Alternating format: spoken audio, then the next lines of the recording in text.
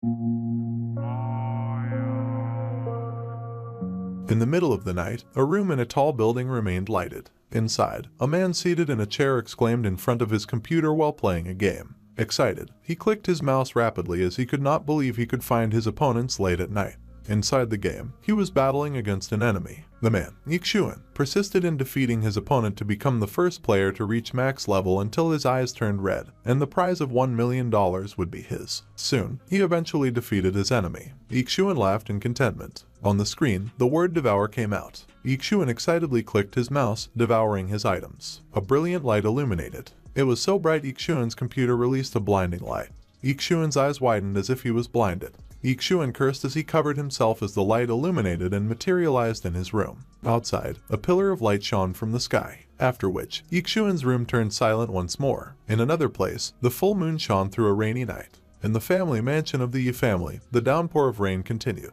At this time, an apparition appeared out of thin air. Xuan now turned into a phantom, floated in midair as he studied his surroundings. He could not help but let out a curse, wondering if he was dead or alive. Suddenly, Xuan was pulled down. From midair, he fell into the forest nearby. Xuan was not hurt and noticed a foot sticking out of his chest. He was stunned as he saw the foot move. Xuan was shocked as it passed through his body. He looked up and saw the other party's appearance, which looked like assassins. This time, a man's displeased voice of complaint was heard. The assassins snorted in reply while Xuan, who stood behind them, wondered if the man was talking about him. Soon, however, Xuan was petrified. The man was a splitting image of himself. While the assassins continued posturing because their plan succeeded in luring out the man, Xuan was happy because he saw how handsome he and the man was. As the confrontation continued, Xuan realized both sides could not see him. The assassins unmasked themselves and expressed how the man, who shared the same name as Xuan, took the bait easily. Xuan recognized the assassin. He revealed Chen Song as some who he had defeated and asked if he yearned for more penetrating fists. Chen Song could not accept Xuan's words and reason he lost for being careless, so now he brought his elder brother, Chen Feng.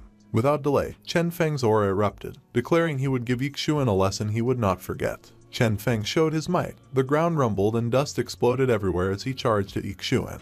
In the blink of an eye, Chen Feng arrived on top of Xuan's head. However, Xuan was prepared. He received Chen Feng's attack with the Yu family's 4th grade martial art, penetrating fists. On the side, gamer Xuan was amazed and claimed he would cultivate if he had a physical body. On the other hand, after Chen Song saw Xuan remain unharmed despite receiving elder brother Chen Feng's blow, his hatred rose once again.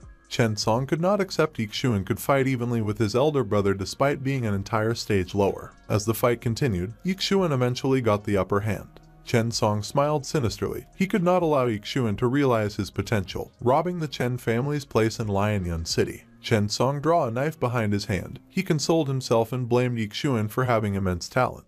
Gamer Xuan was alarmed upon witnessing Chen Song's actions. While his elder brother and Xuan were engaged in a heated fight, Chen Song silently sneaked behind with the intent to kill. Gamer Xuan warned at the top of his lungs. However, it was for naught. Xuan was pierced by Chen Song's knife. The knife struck his back and exited through his chest. Chen Feng's eyes widened at Chen Song's sneak attack. However, the cruel smile on Chen Song's widened after he succeeded and proclaimed Xuan's death on his hands. Despicable. Xuan grunted as blood seeped out of his mouth, while Chen Song continued to mock the most talented in Wanjin City for dying in his hands. Gamer Xuan was disappointed upon seeing someone get defeated by a low-rank common dagger. Xuan's heart stopped beating and Chen Feng eventually accepted the outcome. With a thud, Xuan fell to the ground. After confirming Xuan was dead as a doornail, the Chen brothers retreated.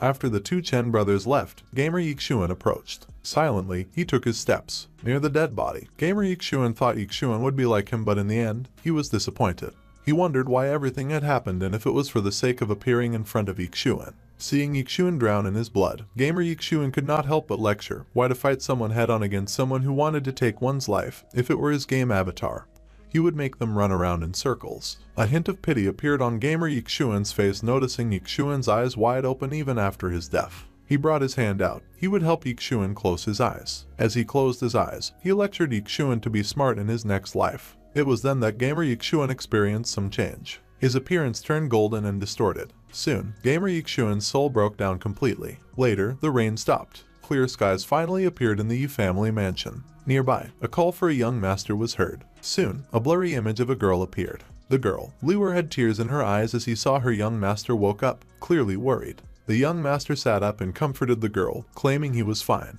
Gamer Xuan wondered why he knew the name of Xuan's maid. Keeping his calm, Gamer Xuan asked Liu for a mirror. Soon, Gamer Xuan saw himself. He realized he had reincarnated into Xuan, who had pitifully died. It was then he remembered how Chen Song referred to his body's owner as the #1 genius of Wanjin City. The title made him smile. Gamer Xuan would live a better life, exact revenge, and become the strongest in the world in Xuan's stead. Cultivation is great. Gamer Xuan, now turned the genius Xuan, proclaimed as he tried to do what he had seen in TV shows. However, Xuan vomited blood and felt unbearable pain. He coughed hard and collapsed on the ground as he asked what was wrong. Liu gave him a cup of water and conveyed the news. Xuan's dantian had been shattered and his cultivation had been wiped out. Silence descended in the room. Xuan was dispirited after his dream of becoming the world's strongest was shattered before it had even begun.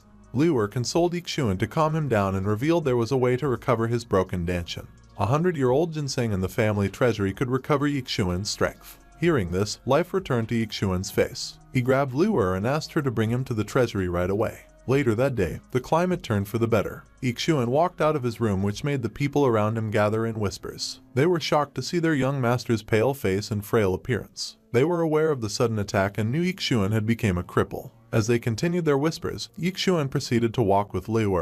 He felt burdened with each step he took. Soon, Liu pointed at the treasury ahead. The building also caught Xuan's eyes. A person seated in front of a table with 2 guards on each side appeared before Xuan. The man continued to fan himself elegantly as he stared at Xuan in silence. As Xuan approached, the guards stopped him in his tracks. Liu called the seated man, the 3rd house steward, and erupted in anger after seeing them, proclaiming they were stopping the wrong person. The 3rd house steward acknowledged calmly. He stared at Xuan and lazily questioned why he had come after asking for forgiveness for not recognizing him. Behind the cross spears, Xuan answered he came for the 100-year-old ginseng. The 3rd house steward nodded and requested for Xuan to show the permission slip from the patriarch. On the side, Liu wondered why they were asking for the permission slip when the young master could retrieve any item he needed from the treasury before. The 3rd house steward slammed the table and retorted that Liu should know the answer. The 3rd house steward then pointed his fan and declared that Xuan had no right to retrieve resources from the treasury since he became a cripple. Hearing his words, Liu protested why they would hit the young master when he was down. The 3rd house steward remained unmoved and claimed he was polite, and if it was anyone else, he had made the guards chase him away. The 3rd house steward's words made Xuan speechless. However, the elder was not finished yet and revealed that Xuan would be sent away to manage the family's business. Eventually, Xuan was helpless. The prestigious young master had turned into a beggar in a single night. Xuan snorted in the end. He turned around, calling for Liu. While they walked away, Liu suggested that Xuan to ask the patriarch directly since the 3rd house steward's words could not be trusted. Upon hearing the little girl, the 3rd house steward scoffed, thinking Xuan still fancied himself as the #1 genius. Soon, a servant appeared in front of Xuan. With a worried face, she informed Xuan that the patriarch was looking for him. On the side, Liu declared it was good timing and she would get to the bottom of Xuan's situation. After a moment of silence, Xuan asked the servant, Xue, why the patriarch had called him. Xue lowered her head and pondered for a while. After arranging her words, she answered that the Lin family had annulled the engagement. Liu was stunned upon hearing the news. However, Xuan was calm and thought it was his chance to turn the tide. As they walked, Liu grumbled about how despicable for the Lin family to take the initiative to suggest marriage and how they annul it after hearing Xuan's predicament. Later in the Yi family front hall, a group of people was gathered inside. Soon, someone arrived. Xuan appeared before everyone and called for his first uncle. One of the men acknowledged Xuan's arrival. He informed Xuan of the engagement between the Lin and Yi family and their wish. However, before his first uncle could finish, he answered he knew they would annul the engagement. After all, he was a cripple with a broken dantian. A couple of men who had their backs on Xuan remained silent after hearing his words. A moment later, one of the men brought the cup of tea down to the table. The man claimed Xuan was mistaken and it would not reasonable for him to annul the engagement as he was the one who arranged it. The man on the side also added that Miss Lin was taken as a disciple of the Tianyuan sect elders and they had come to annul the engagement for Xuan's good. Xuan smiled and ridiculed how the Lin family resorted to making excuses to bully a cripple. On the side, the man sighed and expressed how the youngsters are ignorant these days. He further explained that Lin Xuer had become the sect elder's disciple and the Yi family might be wiped out after the geniuses who wanted to pursue her learned about the engagement. Unconvinced, Xuan questioned how arrogant for them to not consider the laws of the Xuanyang Empire. The man laughed heartily after hearing Xuan's words. After a while, the proclaimed Xuan was clueless as not just the geniuses of the Tianyuan sect but even he, as a mere protector, was not afraid of the Xuanyuan Empire. Unimaginable power appeared in the man's hand and declared his sect could destroy the empire Xuan considered powerful beyond belief. The man's power destroyed the long table and his aura erupted all over the room. The oppressive atmosphere came suddenly. Even Xuan was caught unprepared. The man showed his might. He only needed to wave his finger and the empire would be destroyed. Xuan narrowed his eyes and was deep in thought. The people around turned silent and could only close their eyes. Xuan did not expect the man's words. His first uncle also remained silent this time. Xuan could not believe everyone had broken out in cold sweats only after hearing the man's bragging. Soon, the man asked Xuan for his decision. On the side, the man from the Lin family assured him they would return the dowry as long as Xuan annulled the engagement. Hearing this, a brilliant thought suddenly surfaced in Xuan's mind. He was glad there was still the dowry. Xuan's father had left him a dowry worth millions. If he managed to get thrice of the dowry's value, he could purchase medicine to repair his dantian. Thinking of this, Xuan expressed he did not mind annulling the engagement. Nevertheless, he hoped thrice of the dowry's value would be returned as an apology. His first uncle stood from his seat and prevented Xuan's request. Xuan smiled and assured him not to worry. In the end, his first uncle turned speechless. Soon, Xuan reasoned he would be a laughingstock if he easily agreed to annul the engagement. Furthermore, Xuan claimed the Lin family and the Tianyuan sect as righteous and strong factions, and it would not be good if word spread that they were breaking promises and striking those who were down. Uncle Lin's face darkened. Unconcerned, Xuan once again expressed how the Lin family's name would be tarnished once word went out that they were bullying the weak. After saying all this, Xuan looked at Uncle Lin with cunning eyes. He proposed that he would announce that he annulled the engagement of his own accord in exchange for thrice the dowry's value that would be returned. Uncle Lin was speechless and his face darkened even more. The Tianyuan sect's protector roared in laughter after hearing Xuan's condition. He knew they were blackmailed but agreed in the end. Uncle Lin fell into a panic after hearing Elder Yu's words as 300 million were so much. Elder Yu's ensured it was fine as something materialized in his palm. Soon, a small bottle appeared. It contained 2 spirit-gathering pills worth 150 million each. Elder Yu tossed the bottle toward Xuan. However, Xuan was frustrated. If he knew the man would agree readily, he would have asked 5 times for the dowry's value. After suffering a loss, Xuan asked Liu for the engagement contract. After agreeing to his young master's request, Liu brought out the contract with a sad face. In a flash, the contract was burned away. While she was still in shock, Elder Yu and Uncle Lin passed by Liu as they turned to leave. Xuan looked at their backs when he thought of something. He hurriedly stopped Elder Yu. Xuan asked for the elder's name. Elder Yu paused in his tracks and asked if Xuan wanted revenge. However, Xuan had different thoughts. In the future, he only wanted to profit from the foolish elder who wasted money so readily. Xuan calmly denied the elder's claim and explained he only wanted to seek pointers if they were to meet again. Elder Yu laughed softly after hearing Xuan's words. He demanded Xuan to remember his name carefully as he declared his name, Yujin, the protector of the Tianyuan sect. Walking away, he revealed his interest in Xuan and lamented how he could not take him as a disciple because of his shattered dantian. As his eyes looked on Elder Yu's back, Xuan muttered his name. Suddenly, the bottle in Xuan's hands glowed in gold. Xuan was surprised upon seeing the unexpected change. While he was in a daze, a screen appeared before his eyes, the ultimate devouring system. The display changed and a notification appeared. A spirit-gathering pill was detected. Do you wish to devour it? Xuan was in disbelief as he continued to stare at the display. It was then that a smile appeared on his face as he thought of the cheat had finally been activated. Xuan was satisfied, claiming the heavens did leave a way out for him. The voice of his first uncle calling Xuan was heard. His first uncle's voice brought Xuan back to reality. While his first uncle wondered why he was spacing out, Xuan did not answer and instead asked if there were orders for him. His first uncle thought for a moment and explained that they had used various treasures worth millions to save Xuan but to no avail. In the end, his first uncle asked him to hand over the spirit-gathering pills since Xuan was not destined for martial arts. Xuan lowered his head and declined as he reasoned that he had a purpose for the pills. On the side, another elder asked Xuan if he was planning to return to martial arts with the pill and declared it would not be feasible. The other elders claimed his naivety and discouraged Xuan as the medicine for the broken dantian far exceeded their capability, and he would get attacked if he held into the pills. Xuan mockingly laughed at how everyone was so kind when nobody spoke out after Yujin showed his might, but now they were coveting the pills. Frustration appeared on the elders' faces for being insulted. Such impudence. The elder denied Xuan's words and reasoned that the pills could only bring disaster and it was better to offer them to the family. The remaining elders voiced their stance, looking for the patriarch's response. Xuan remained silent. Eventually, his first uncle expressed a tired sigh. He supported the elders and convinced Xuan to give up the pills. Xuan turned silent for a moment. He said he believed in his uncle's promise of carefree life and he was aware of their plans of sending him far away. Everyone listened to Xuan with various expressions on their faces. Xuan then refused the arrangement. He could not resign himself to a normal life. He would leave the family and build his clan the very next day. While the elders were shocked, they heard Xuan renouncing his ties with the Yi family. The elders could not hold themselves any longer and hurled curses toward Xuan's face. They demanded a punishment against the preposterous ingrate. The patriarch fell silent. After a while, he asked Xuan if he was determined, making the faces of the elders dumbfounded.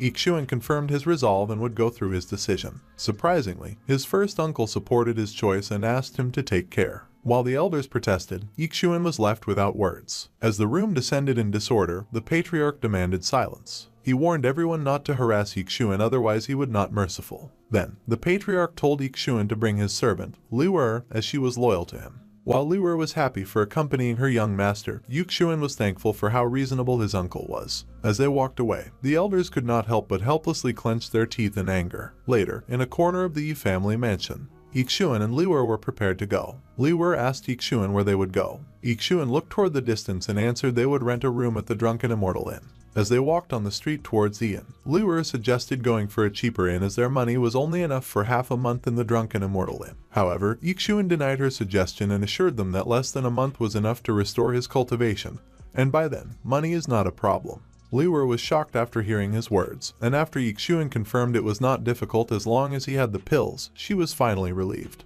Later, in the Drunken Immortal Inn, Liu told Xuan she would leave to get some food. Xuan turned to look and confirmed the door was closed. His eyes shifted and his gaze fell on the small bottle in his hands. Soon, a mysterious energy appeared and gathered around Xuan.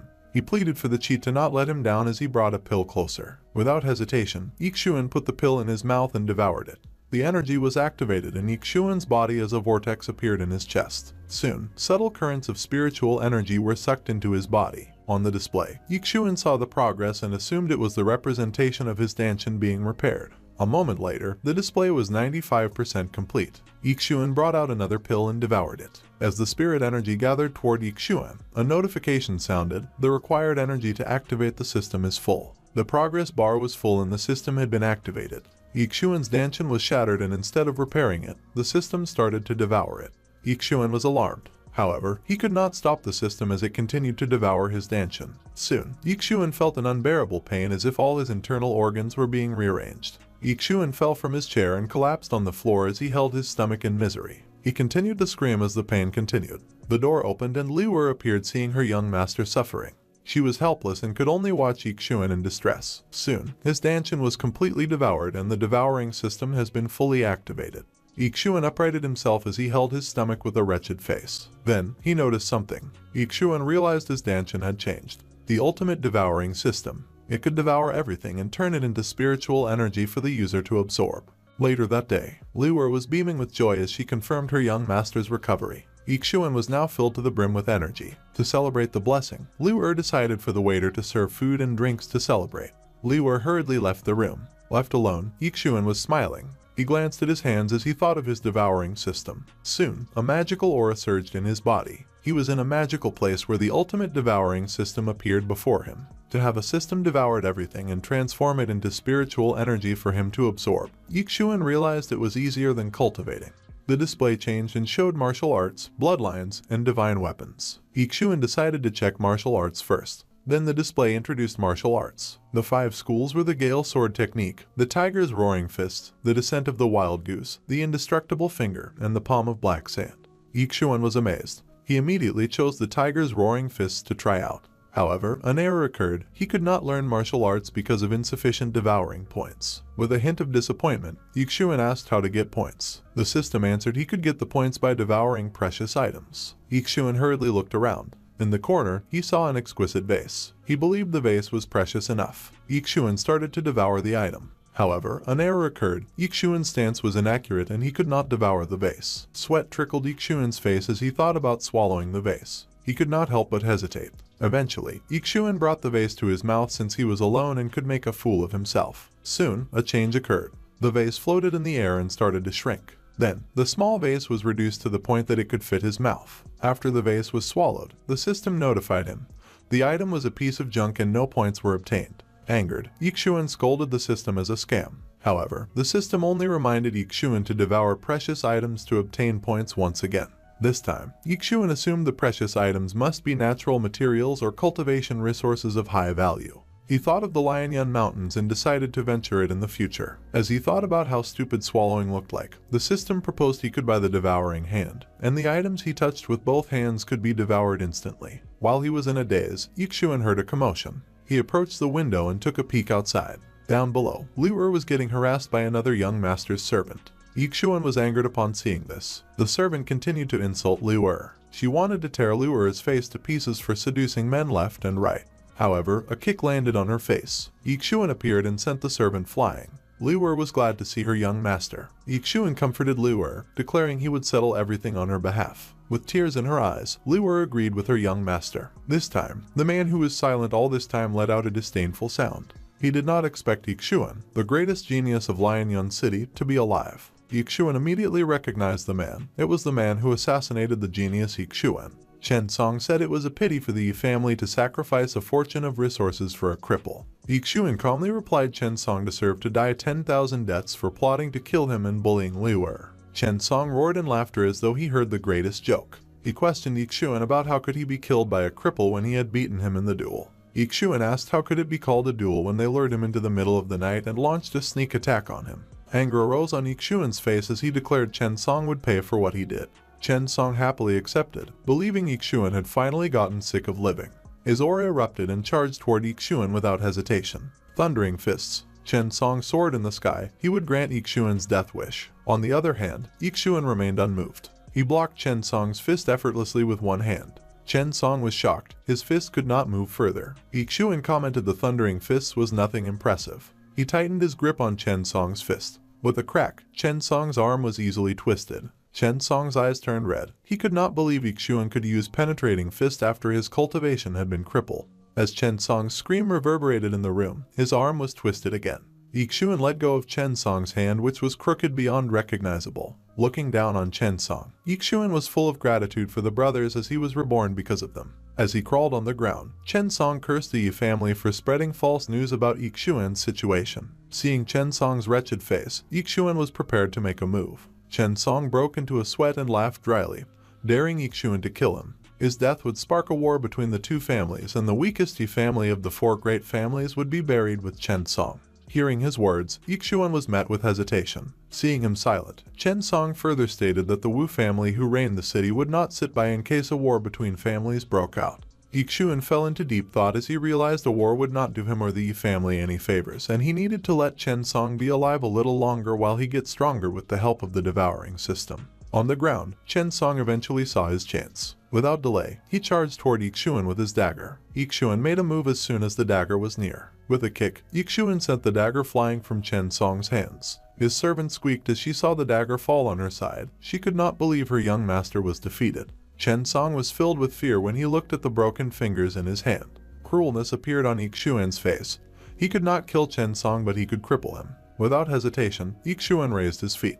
His kick landed on Chen Song's face, sending him flying a few meters away. With a plop, Chen Song fell to the ground. Xuan did not delay and charged forward. Sensing Xuan's arrival, Chen Song screamed in despair. Xuan kicked again and sent him flying into the air. Xuan smiled in containment, but it was not enough. He moved to Chen Song's side and struck again. Chen Song slid onto the ground and remained motionless. This time, Xuan's anger subsided a little and a smile of satisfaction appeared on his face. He approached Chen Song and gave him another harmless kick. As he walked away, Xuan reminded Chen Song not to use the same sneak attack twice. On the side where the onlookers gathered, Xuan approached Liu to ask about her situation. Unknown to them, a servant of the Yi family saw the fight and decided to report it to the patriarch as soon as possible. Young Master Xuan had recovered his cultivation. In the Chen residence, the crippled Chen Song is on his bed. Dr. Liu was checking his pulse. Chen Xiang, the Chen family's patriarch, inquired about Chen Song's condition. Dr. Liu informed him that the broken bones in Chen Song's arms had connected, and he just needed to recuperate for several months. Still, Chen Song should not do martial arts after recovering. Chen Feng couldn't accept that his brother had become a cripple. Dr. Liu explained to them that the meridians in both of Chen Song's arms were destroyed, so being able to move them normally is already a blessing. And for him to use martial arts again, he must find the blood jade severance grass to reshape his meridians. However, spiritual medicines like that are rare and priceless. Chen Feng could only curse Xuan for being ruthless. However, Chen Xiang told Chen Feng not to lose hope since the Liaonian 18 mountains contain many spiritual medicines. He then instructed him to quickly go to the Liaonian 18 mountains to find the blood jade severance grass. Still, he reminded him not to go deep into the inner layer. Without hesitation, Chen Feng agreed. Chen Xiang then instructed Chen Yu to go with someone and catch Xuan and specifically instructed him to bring him alive so he could torture him. Chen Yu grinned and muttered, "It's about time to teach that bastard a lesson." After a moment, the people dispersed and immediately prepared for the task given to them. When Chen Xiang was the only one left in the room, he said it looked like it was time to talk to the Wu family, and the Yi family had to disappear. On the outskirts of Liaonian 18 mountains, Xuan was walking in the woods when a giant boar appeared behind him.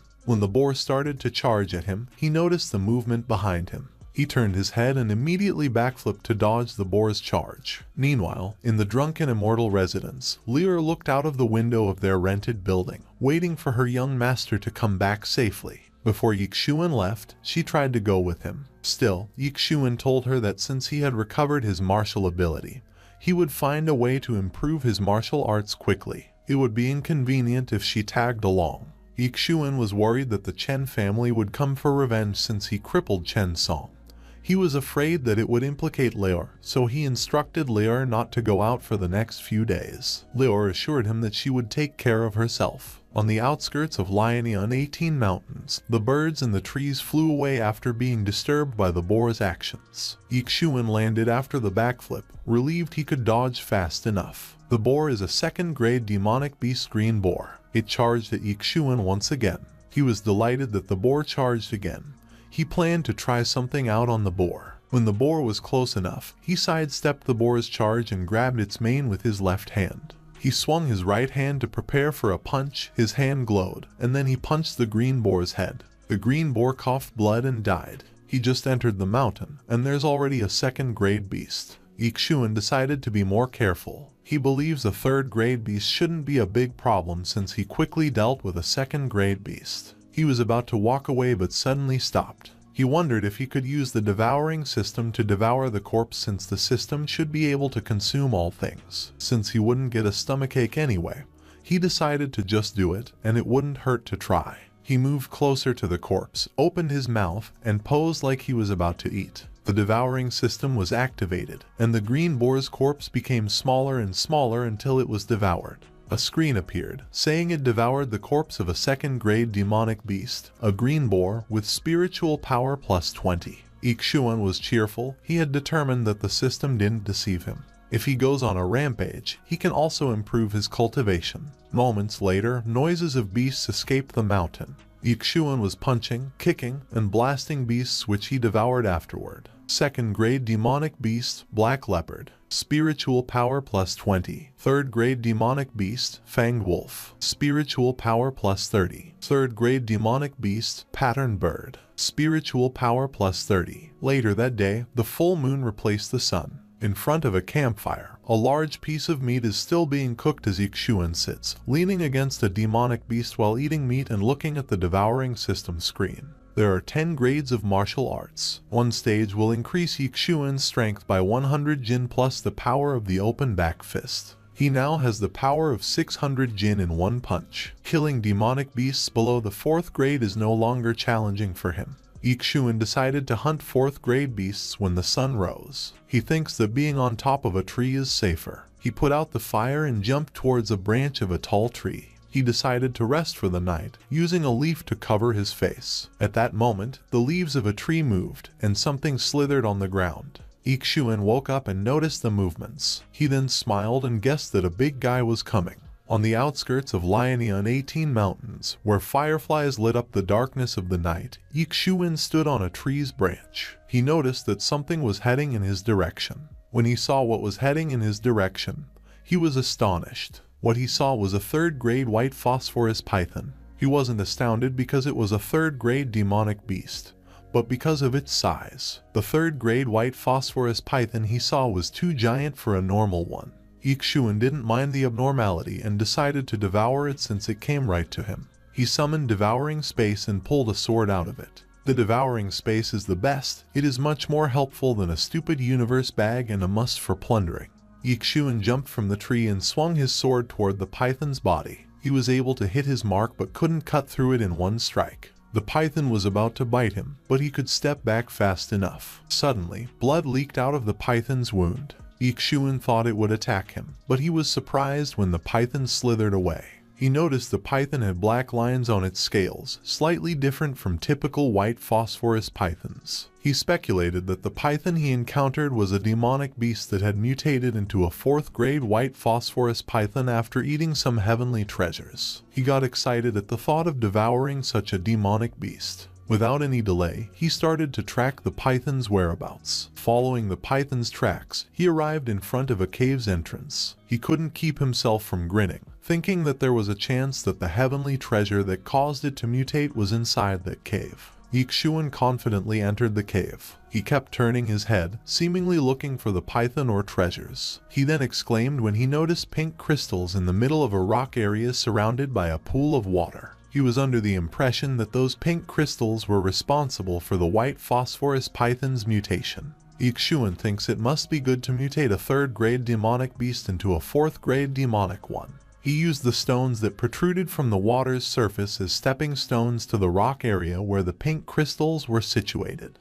Afterward, Xue Qingqing landed near the pink crystals. He hoped that he could get devouring points from the pink crystals. When he grabbed the giant pink crystal, bubbles appeared from the water's surface behind him. A white phosphorus python's head protruded. It immediately attempted to eat Xue Qingqing, but he could narrowly dodge the attack. The snake's head struck the ground. He noticed that the python that attacked him had a golden line and was about the same size as the one he had encountered earlier. Xue Qingqing was dumbfounded to see the python's body struggling to free its head from being buried. Another python appeared behind him, but it was a python with a black line. Once again, he was attacked but was able to dodge. Xue Qingqing was in a tight situation. Whether he lives or not depends on the pink crystal that he was able to grab. He immediately opened his mouth and devoured the pink crystal. Written in the Devouring System screen are 100% devoured 1 obsidian essence or spiritual power plus 1000, devouring points plus 6. Xue Qingqing broke through to the middle stage of 5th grade martial arts. Xue Qingqing rejoiced after finally obtaining devouring points. He noticed the python with black lines slither aggressively toward him.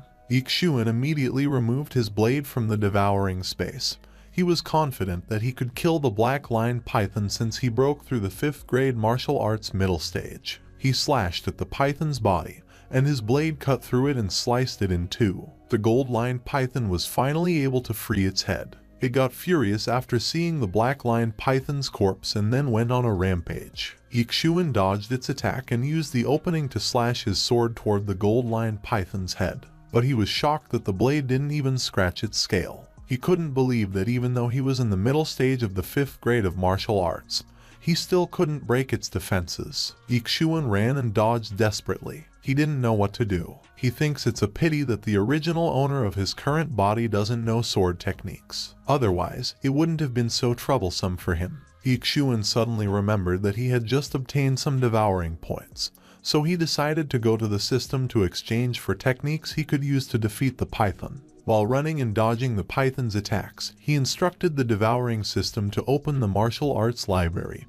and look for 5th grade martial arts. A list of martial arts suddenly appeared. His choices were the Gale Sword Technique, Tiger Fist, Falling Goose Kick, Golden Finger, Black Sand Palm, and Sand Diagram Blade Technique. He chose the Gale Sword Technique. The exchange cost Xue Qingqing 1 devouring point. He smiled confidently. He was eyeing the gold-lined python, waiting for the perfect time to attack. Xue Qingqing suddenly jumped and slashed his sword toward the python's body. His attack wounded it. He felt mysterious, but after the exchange, he immediately grasped the essence of the martial art. When he saw the white phosphorus python preparing to attack him, he grinned at it and slashed at its body countless times. Moments later, the gold-lined python was lying on the floor. Near it is Xuan, sweating and breathing heavily. He was exhausted after repeatedly using the 5th grade martial arts, Gale Sword technique. With his cultivation of 5th grade, his spiritual power will soon be exhausted after releasing the sword energy a few more times. He's determined not to extend the battle any longer. Right then, the gold-lined python got up and opened its mouth. Xuan gathered all of his spiritual power into his right hand.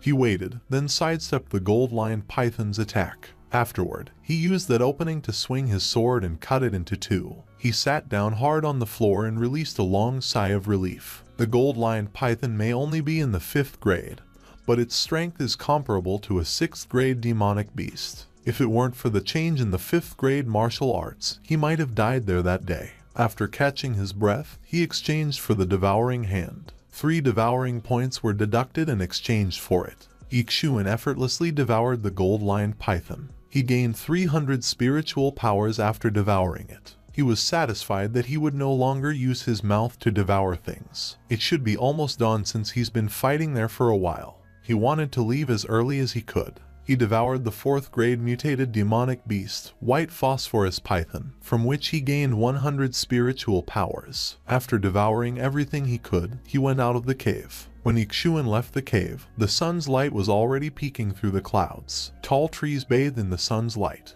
Even though he's only been in the mountains for a day, Xuan's cultivation has already risen in massive amounts. But the most important thing that he obtained was devouring points. He confirmed that his previous analysis was correct. Only precious items like heavenly materials and treasures can give him devouring points. He decided to return as fast as possible to not worry Liu, who was waiting for him in the drunken immortal residence. Xuan was walking towards the Lianian 18 Mountains exit when he suddenly heard some movements behind him. He immediately turned around and pulled his sword out of the devouring space. A white leopard came out of the bush and leaped towards him, so he bent backward to dodge the attack. While the white leopard jumped over him, he noticed a collar with crystals on its neck. He identified the leopard as a 4th grade, chasing wind leopard. To find a crystal stone worth 1 million on a beast's neck, he smiled and got excited. He started chasing the leopard, but it suddenly hid and vanished. Xuan was looking for it when he heard a man's voice. He asked the little girl to give him the bloodstone chopping grass, otherwise,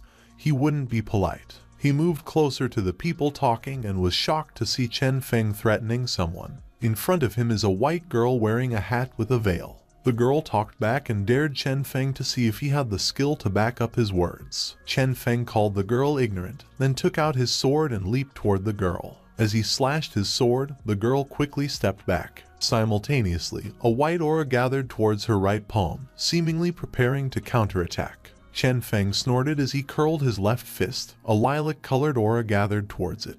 The girl attacked Chen Feng with her palm, which Chen Feng easily blocked with his fist. She used her palm to strike Chen Feng again, and he used his left fist in response. As the palm and the fist collided, the lilac aura in Chen Feng's fist diffused. The girl was caught off guard, and she was overwhelmed by Chen Feng.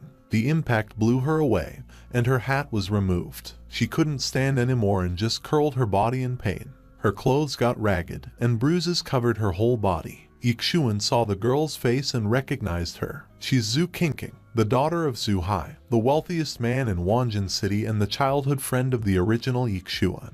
Chen Feng was about to finish Xue Qingqing off with his sword, but Xuan immediately grabbed a twig, threw it towards the blade, and blocked it, saving her life. Chen Feng asked aloud who dared to interrupt him. Xuan walked out of the shadows, saying there was no limit to what the Chen family could do and that he could even be so cruel towards a weak lady. Both Xue Qingqing and Chen Feng exclaimed. Chen Feng asked Xuan if he's been following him. Xuan called Chen Feng an idiot and told him no one had the time to follow him. He then ignored Chen Feng, who was annoyed, and asked Xue Qingqing if she was injured, her reason for coming to the Lianian 18 Mountains, and where her father and guards were. Xue Qingqing answered she was okay. She then told Xuan that he was only at the early stage of 4th grade martial arts. On the other hand, Chen Feng is in the early stage of 5th grade martial arts, so even with the two of them together, they won't be able to beat Chen Feng. She convinced Xuan to run away quickly while she stopped Chen Feng for him.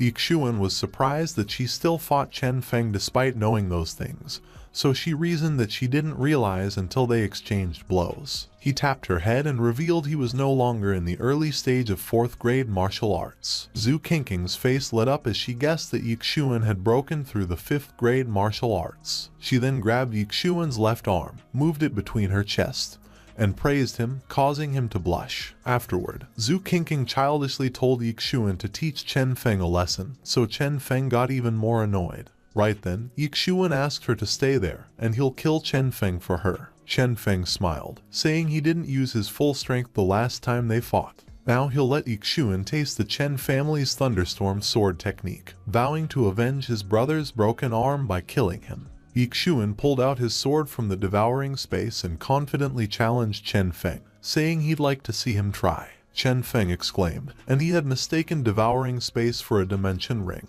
He got excited, thinking he could have the dimension ring after killing Xuan.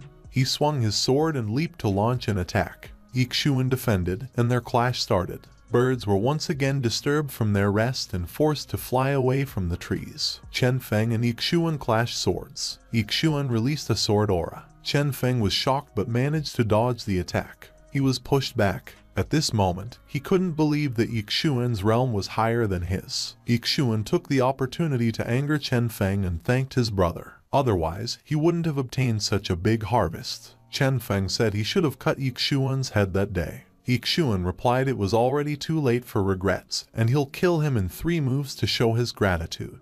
Chen Feng got annoyed by Xuan's arrogance and leaped toward him using the thunderstorm sword technique. Xuan became solemn, swung his sword, and used the cutting gale technique. The two techniques clashed. The impact of the clash was so significant that it can be seen from far away. Dust filled the whole area. When the dust thinned out, Xuan was revealed, unscathed. He mocked the Chen family's thunderstorm sword technique, saying it's nothing special. Chen Feng desperately asked Xuan what martial arts he had learned and how he could easily block his fully powered thunderstorm sword. Xuan mockingly answered it as a 5th grade martial art, Gale Blade, and even asked Chen Feng if he wanted to learn the technique. He promised to teach Chen Feng if he kneeled and begged. Chen Feng was speechless as things had become difficult for him. He wondered where Xuan learned a 5th grade martial art, as he would lose if he continued to fight. Xuan realized kneeling and begging might be too hard, so he suggested that calling him daddy is okay too.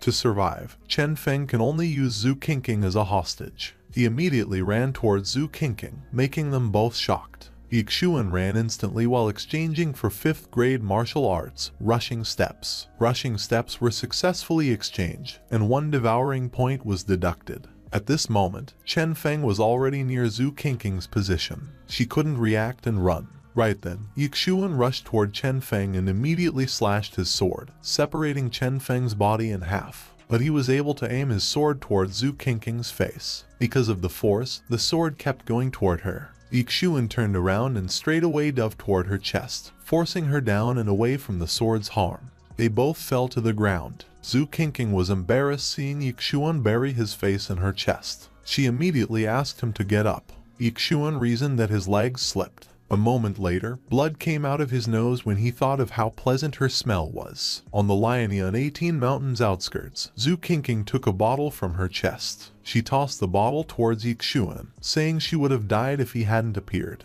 Xuan was puzzled. When he caught the bottle, he saw a plant stored within it. He asked Xue Qingqing if she wanted to give that to him. He guessed that it was a priceless elixir in the market called bloodstone chopping grass. Xue Qingqing said that that piece of broken grass wasn't more valuable than her. Her father is the wealthiest man in Wanjin City, and that elixir is nothing to her. Xuan accepted the gift and acted as if to put it into his pocket.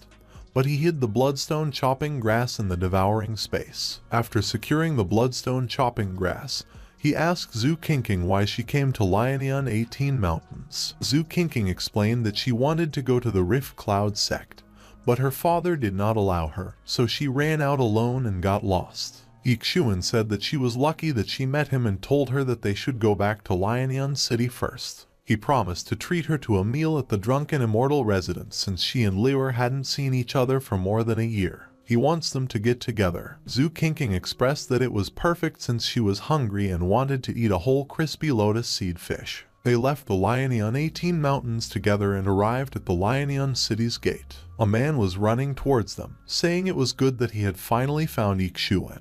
He asked Xuan to follow him to his residence because Liu was injured. Xuan asked the man who injured Liu. The man told him that the person who injured Liu was someone from the Chen family. The man explained that Chen Yu brought people to catch Xuan but couldn't find him, so they took it to Liu. After the news of his crippling Chen song was sent to the Yi family, the patriarch immediately took action to get Liu back. But, unfortunately, it was too late. Xuan desperately asked the man about Liu's current condition. The man informed him that the doctor said that Liu's body had been destroyed by the fierce thunder key. He's afraid that Liu won't be able to survive the night. After hearing the man's words, Xuan ran instantly toward the Yi family's mansion. To do that kind of difficult thing to an average person, he regretted that he underestimated how vicious people in that world are. When Xuan arrived at the Yi family's back hall, he instructed the woman taking care of Liu to leave. He ensured the woman had left before moving close to Liu. Liu had a severe expression, sweating heavily, and ecchymosis was all over her face. Xuan requested an exchange for the elixir 100 flowers of dew. The exchange was successful. 1 devouring point was deducted for the 100 flowers dew. He immediately removed the bottle's cap, assisted Liu to sit, and helped her drink the 100 flowers dew. 100 of flower dew can dissolve external spiritual ki, toxins, and other bodily abnormalities, relieves pain and heals wounds quickly. It is only effective for people with martial arts below the 9th level. Xuan laid Liu back on her bed. He could see Liu's expression at ease, and the ecchymosis and sweat healed and vanished. When Liu's complexion became normal, Xuan sighed in relief. He was glad he could get a few points in the Lionian Mountains. When he left the room, he saw the patriarch and elders waiting for him. The patriarch asked about Liu's condition. Xuan informed him that he had already given her an elixir he had obtained from the Lionian 18 mountains. He told him that she'll be fine after waking up. The patriarch was relieved. He felt happy seeing that Xuan didn't just recover his cultivation but had also improved. Xuan proudly said he had broken through to the middle stage of 5th level martial arts. The patriarch guessed that he had gotten a lot of opportunities in the Lionian 18 mountains. One of the elders said that they regretted forcing him to turn his pills that day. He wouldn't have left the Yi family in anger, and Liu wouldn't have gotten hurt. The patriarch apologized and hoped that Xuan would go back to the Yi family and forget about any previous grievances. Xuan expressed that he never blamed the elders or sect. He said that he understood that they are also dedicated to the development of the Yi family. He admitted that he didn't know anything before and said he would leave the Yi family angrily. He thought that with the system activated, he needed a lot of resources. Although he could level up quickly in Lionian 18 mountains, it wasn't as good as the family's support. He added that the blood of the Yi family flows in him. Until death, he is still a member of the Yi family. He thinks agreeing with them is good since the sect elders have become submissive. The elders and patriarch rejoiced. They praised Xuan for being sensible and for not disputing their words. But their happy faces turned into confused faces when Xuan said he had 2 conditions. The patriarch said they're willing to do anything as long as he's ready to return.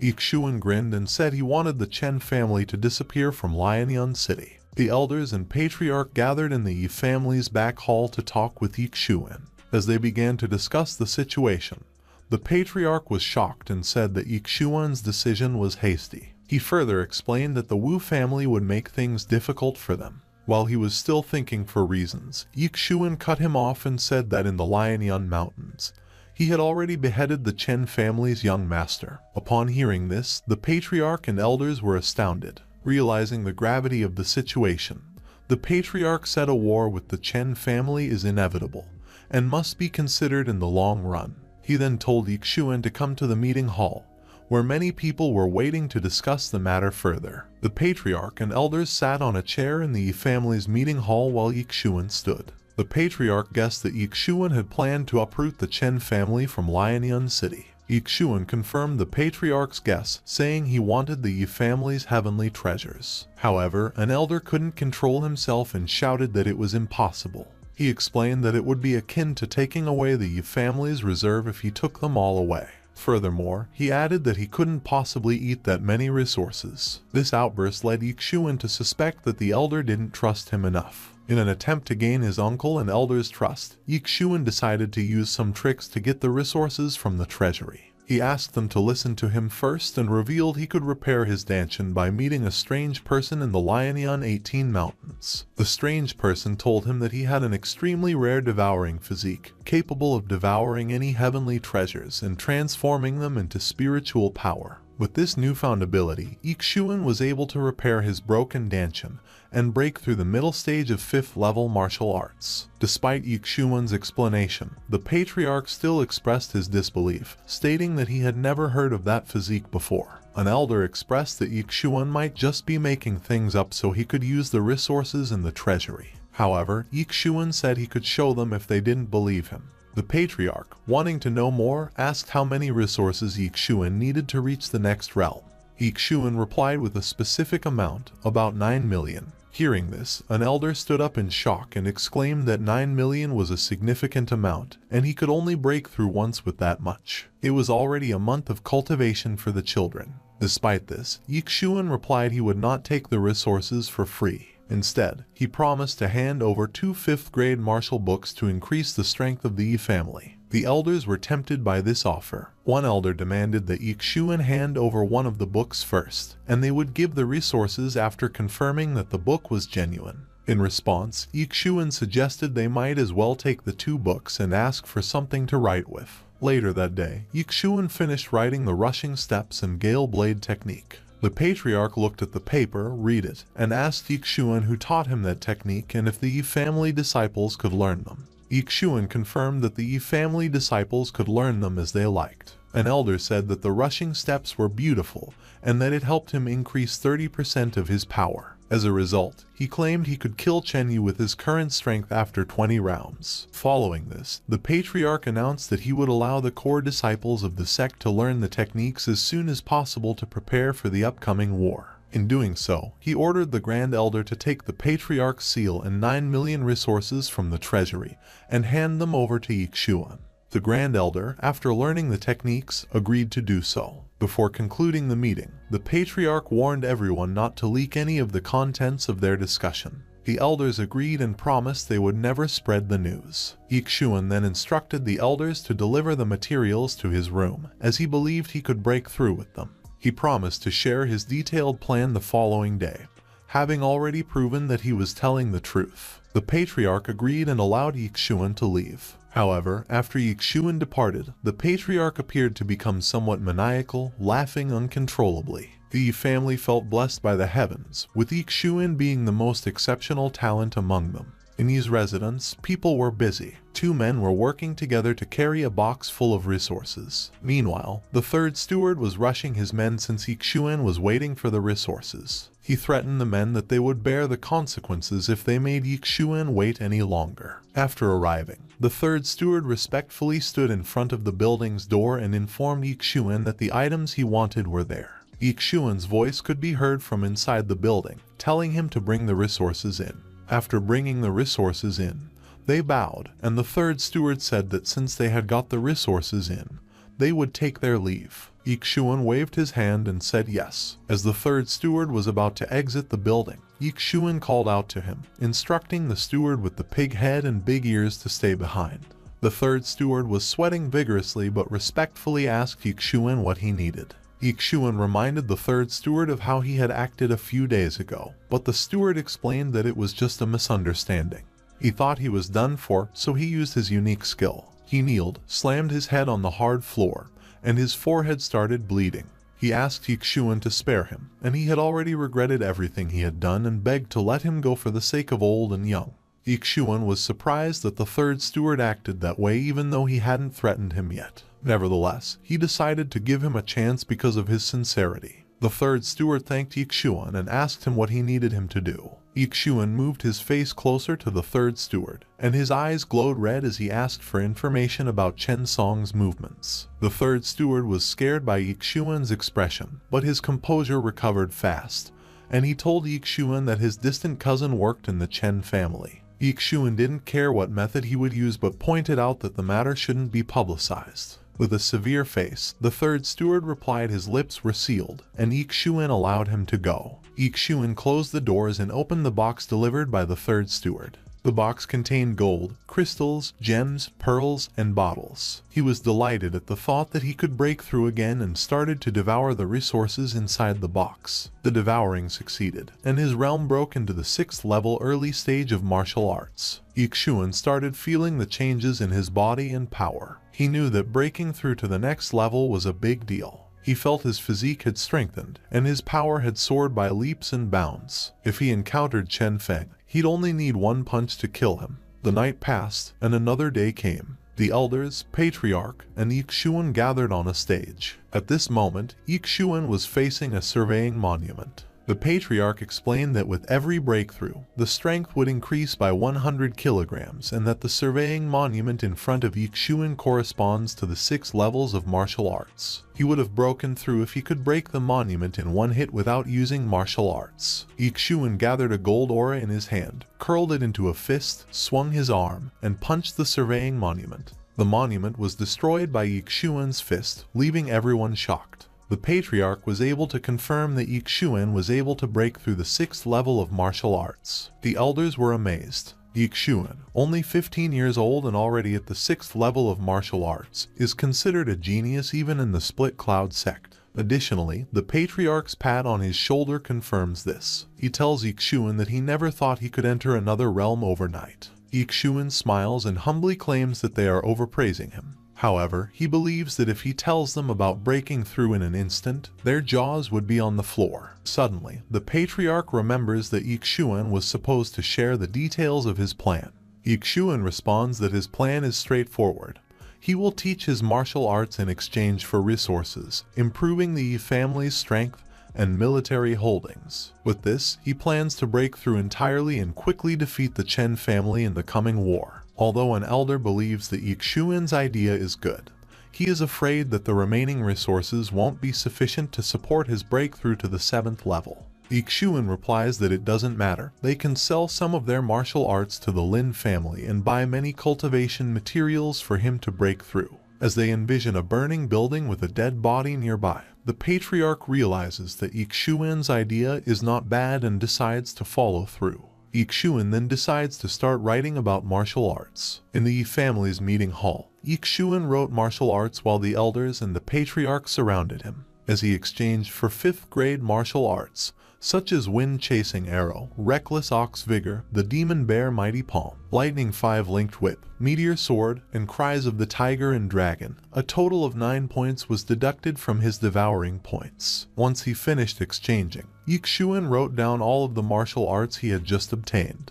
An elder checked the cries of the tiger and dragon, stating that the sound wave martial art alone was worth 5 million taels of silver. Impressed, the patriarch believed that their chance of defeating the Chen family would significantly improve with those martial arts. As the great elder promised to check the treasury personally and deliver the resources to Xuan later, Xuan showed respect and said he would have to trouble his uncle and the elders. The weather is beautiful, the sky is clear, and the birds are calmly flying in the sky. Xuan opened the door of Liuer's room in the Yi family's back hall. When he entered the room, he was shocked to see Liuer trying to get up. Xuan told Liuer that it was necessary to rest more since she had just recovered from a severe illness. Liuer looked at Xuan, exclaimed, and tears started to come out of her eyes. She jumped from her bed and embraced Xuan, saying she thought she'd never be able to serve him anymore. Xuan patted Liuer's head and told her he couldn't leave her. However, Liuer's stomach suddenly growled loudly,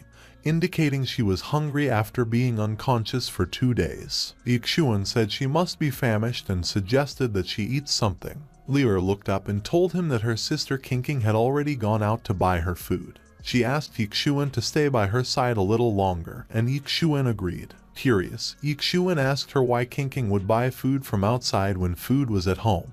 Liuer replied that her sister Qingqing had told her about a restaurant where their dishes could make people recover quickly. Xuan realized that Qingqing was craving food and fooled Liuer to have an alibi. Suddenly, someone knocked outside the door and informed Xuan that someone had sent him a letter and that he should read it personally. Xuan ordered the man outside to bring the letter in, and he opened it to find a shocking message. The letter read that if he wants to save his little girlfriend, he should come alone in the forest 5 miles from Wanjin City. If he dares to bring another person, one of her hands will be broken. Xuan was shocked and immediately asked the man who gave him the letter where the person who sent that letter went. The man said the person who gave him the letter had run away. Xuan let the man go, but Liu noticed something was wrong and asked if something had happened. Xuan made up a story, telling her that Qingqing forgot to bring money and asked him to help her. He then instructed Liu to rest first, and he would call for someone to get her something light to eat. That night, in the forest 5 miles away from Wanjin City, Xuan was jumping from tree to tree when he noticed some people in an open space. He hid just a distance away from the people he saw and observed their movements and surroundings. Xuan saw 2 people holding a spear, and between them was Xue Qingqing sitting on the grass. When he looked around, he saw a lot of martial artists hidden in the bushes and trees. He confirmed that there was an ambush. As he kept observing, Xuan was shocked when he saw a man he recognized, Xue Qingqing from the Chen family. Xuan wondered why he captured Xue Qingqing and guessed that Chen Feng's death was already known. Since the other side was prepared, he decided to make a completely safe plan before taking action, to not compromise Xue Qingqing's safety. Xuan thought of an idea and immediately used the system to exchange it for an ordinary medium-grade black iron bow. The exchange was successful, and 2 points were deducted. He held the bow, summoned 2 golden arrows, and aimed towards the 2 men carrying a spear near Xue Qingqing. He released the 2 arrows at the same time, shocking both the men and Xue Qingqing. The arrows hit the men with spears in their heads, leaving their bodies headless. Chen Kang's eyes widened in anger, and he shouted Xuan's name, revealing his involvement in the plot. Following his quick actions, Xuan used rushing steps to instantly go behind Xue Qingqing, after killing the 2 men guarding her. Chen Kang, on the other hand, immediately reacted and instructed his subordinates not to let Xuan and Xue Qingqing run away, causing the assassins to quickly surround them. Expressing his disdain, Xuan dropped the bow that he exchanged for 2 points and pulled his sword out of the devouring space. He then proceeded to mock the Chen family for being only capable of little tricks, leaving Chen Kang shocked and puzzled, just like Chen Feng was, about the devouring space being a space ring. After cutting the rope that bound Xue Qingqing, Xuan saw her happy face as she was relieved to see him come and save her. Chen Kang demanded that Xuan hand over the dimension ring in 5th grade martial arts, promising to let them go and help him completely conceal the matter of Chen Feng's death if he agreed. Xuan was shocked and wondered how Chen Kang knew about Chen Feng and the martial arts, unable to think of another reason. He could only guess that there was a traitor in the Yi family, causing him to be in a dilemma with too many opponents and Xue Qingqing as a burden. Thinking that his only choice was to pretend that he agreed first and find a chance to defeat them individually, Xuan decided to get rid of one person first while he had the chance. He secretly told Xue Qingqing that he'd stop the enemies, so she should run first, but she protested that it was too unfair. Xue Qingqing said he came there to save her, so she would not leave him and run away alone. As Xuan and Xue Qingqing face a deadly situation, he realizes he has no choice but to be honest with her. He tells her that if she stays, they will both die if they get caught. Chen Kang presses Xuan to make a decision and warns him that he is not patient. In response, Xuan innocently asks Chen Kang if he means what he said. Chen Kang confirms that he always keeps his word, and Xuan agrees. He grabs something from his pocket and raises his left fist, seemingly holding a space ring.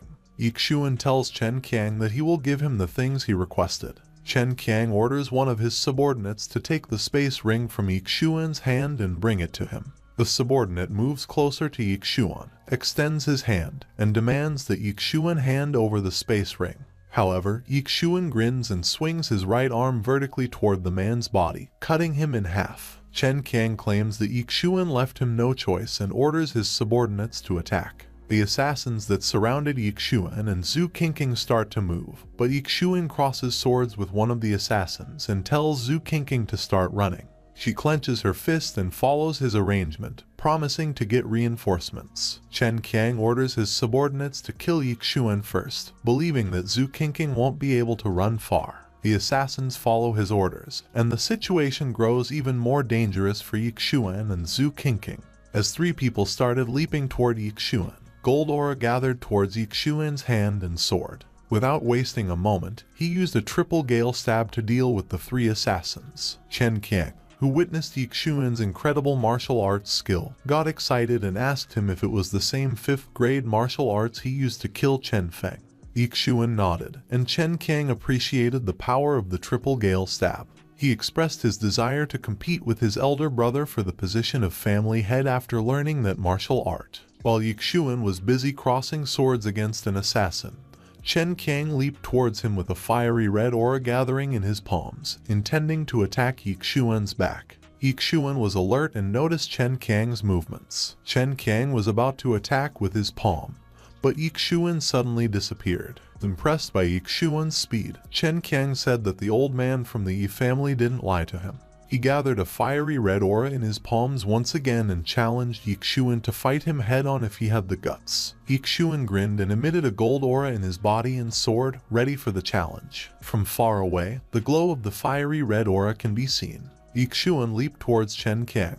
While midair, his gold aura gathered towards his sword. Then, he again used a triple gale stab. Gold light was reflected in Xue Qingqing's eyes. Xue Qingqing blocked the triple stab with his palm, after which they both stepped back. Xuan expressed his contempt and annoyance, while on the other hand, Xue Qingqing couldn't believe that Xuan managed to break through the 6th level of martial arts. Therefore, Xuan asked him how he knew something only the Yi family should know. In response, Xue Qingqing's hands emitted a fiery red aura again, and he leaped towards Xuan, saying he should ask the King of Hell himself. Xuan bent backward to dodge Xue Qingqing's palm. At that moment, Xue Qingqing's body was wide open for attack. Taking advantage of the opportunity, Xuan swung his sword, releasing a sword aura from it. Xue Qingqing was dumbfounded as the sword aura hit his chest, and 2 bottles fell from the torn cloth. Both of them exclaimed upon seeing the 2 bottles, one red and one light blue. Acting quickly, they each grabbed a bottle.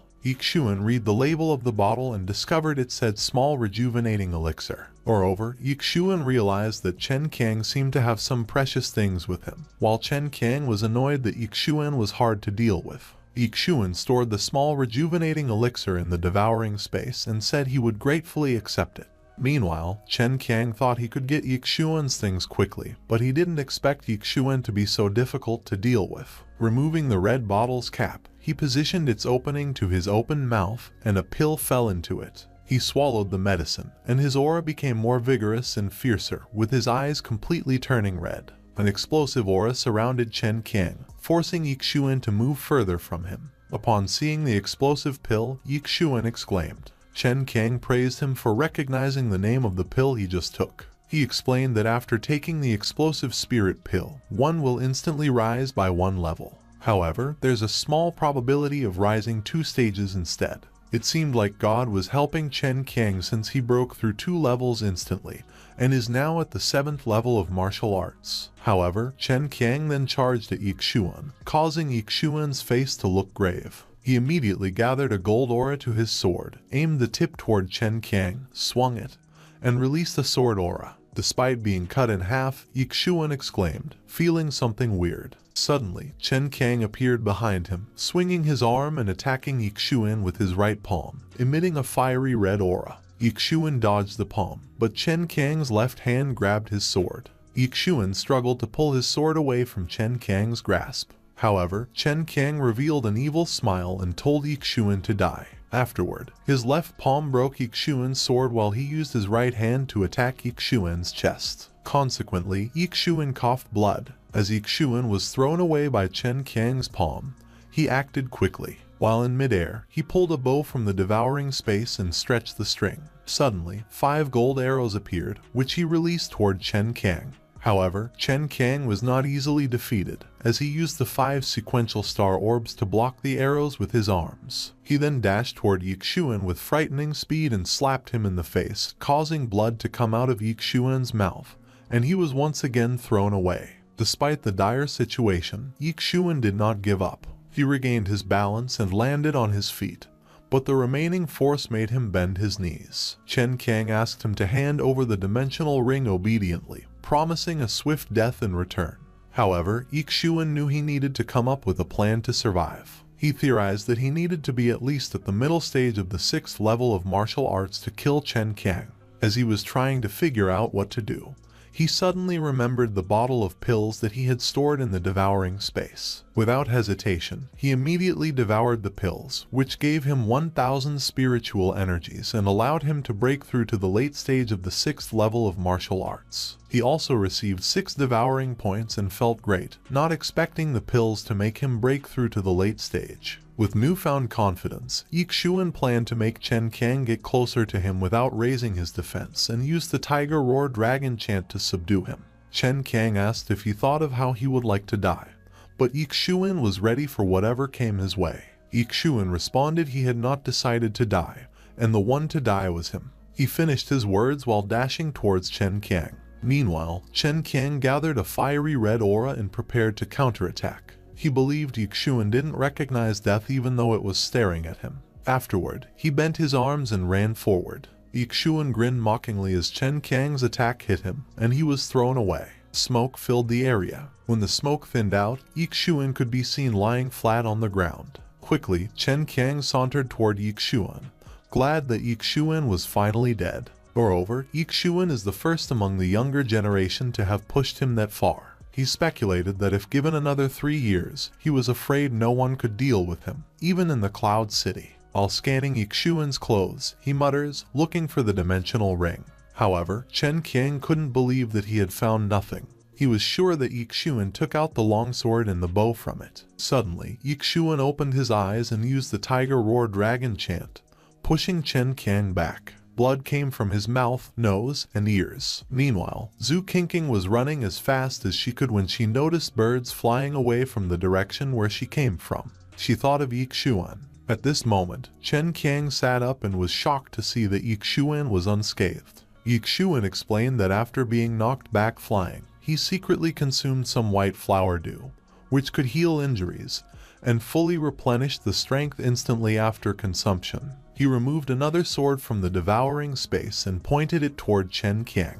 He asked him once again how he found out about the matters concerning the Yi family. Chen Qiang went silent. Moments later, the bright full moon gave light to the dark forest. Xue Qingqing stopped and became vigilant when she noticed a figure hidden by fog in front of him. The figure walked towards her, and when it came out of the thick fog, Xuan's figure was revealed. She immediately called out to him, asking if he was alright and what had happened to the people who wanted to hurt them. Xuan assured her he was fine and had already killed those people. He then suggested they should head back to the Yi family first. Xue Qingqing happily agreed. Moments later, the full moon was still in the sky when they arrived at the Yi family's back hall. The Yi family's patriarch was inside his room, sitting on his chair, holding some papers. Xuan was still about to open the door, and the patriarch immediately recognized him. Xuan entered the room. The patriarch told him that he had come at the right time.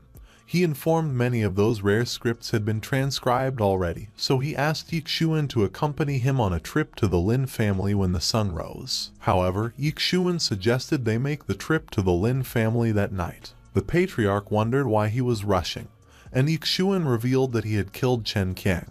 After hearing Xuan's words, the patriarch choked on the tea he had been drinking in the Yi residence. Clearly caught off guard, Xuan felt awkward. He immediately approached Xuan and asked him if he was hurt, to which Xuan answered he was fine. The patriarch informed Xuan that Chen Qiang was a 6th level late-stage martial artist ranked 4th in the Chen family. He wondered what level of cultivation Xuan was currently at since he could kill Chen Qiang.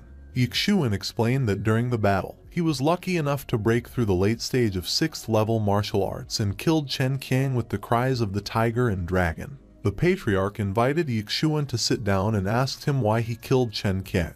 He guessed that the Chen family had learned about Chen Feng, so Xuan confirmed his guess and sat down in the nearest chair, disclosing that the Chen family found out not because they investigated but because they had a traitor in the Yi family. The patriarch was shocked and immediately asked Xuan who the traitor was. Xuan then revealed the traitor was the Grand Elder. The patriarch wanted to confirm if he was sure, and Xuan explained that he used some means to force Chen Qiang to admit everything. He discovered that the Grand Elder was fond of gambling and owed the Chen family 20 million in gambling debts. He was blackmailed, so he sold the Yi family to protect himself. The patriarch couldn't help but slam the table and curse at the Grand Elder for betraying his Yi family. The patriarch then asked Xuan if he had found other helpful information. Xuan also discovered that the Chen family sent many gifts to the Wu family. The patriarch was shocked and suspected the Chen and Wu families had joined forces. Xuan agreed as he was thinking the same thing. The patriarch determined that he had to take a trip to the Lin family that night. Later that night, in the Lin family's mansion, Xuan, the patriarch, and the head of the Lin family were in the same room, sitting on a chair. The head of the Lin family asked the patriarch why he suddenly came for a visit, and he looked at Xuan and guessed.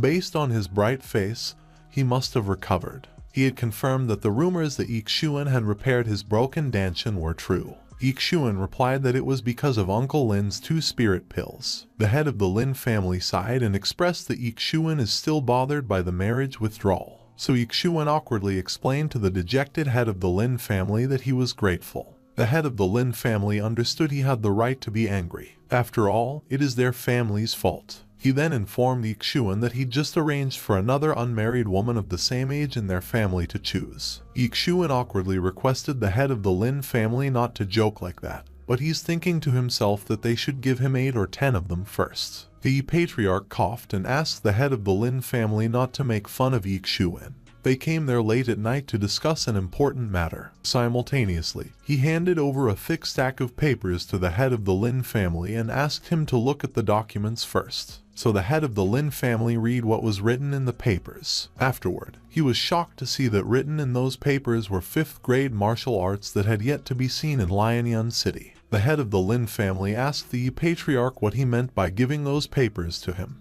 The patriarch revealed he wanted to make a deal with him. He still possesses a few 4th and 5th grade martial arts and wants to sell all of those martial arts to the Lin family. As a result, the head of the Lin family exclaimed and asked the patriarch if those martial arts hadn't appeared in Wanjin City yet. The patriarch confirmed and added that he has one condition. So the head of the Lin family asked the patriarch about the condition, and the patriarch replied that there should be no gold or equipment, just all kinds of natural resources, and must be ready by that night. The head of the Lin family readily agreed, and said he would inform his people to prepare the resources immediately. After this, the head of the Lin family immediately went out of the room.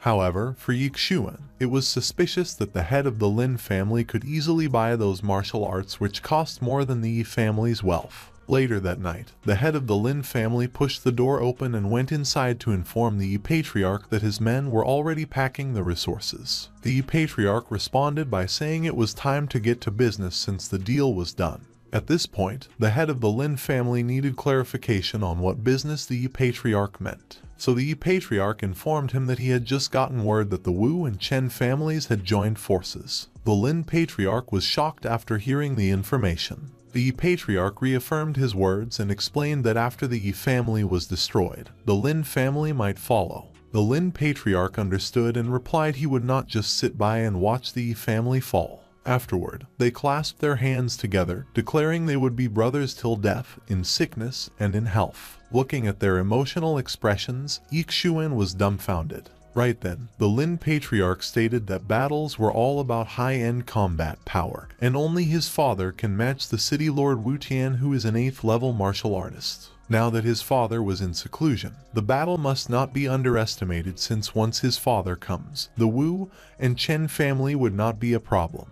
The patriarch was shocked to realize Elder Lin was going to break through the 9th level martial arts. He then cupped his hand, congratulating him in advance. The Lin patriarch smiled and replied he would borrow the blessings. Right then, a knock came through the door, informing them that the items have been prepared. Everyone stood from their seats, and the Lin patriarch told the patriarch that the escort had been arranged for them to go back. Moments later, outside the Lin family residence, the patriarch was sent off. As they walked behind a carriage of chests, the patriarch asked Xuan if the materials they had gathered were enough for him to break through once. Xuan nodded with a smile and replied it would be able to make him break through the 7th level of martial arts. At the same time, a couple of cloaked men were hastily running through the roof toward Xuan's direction. The patriarch was delighted at Xuan's fast progress when a figure landed on a roof near them.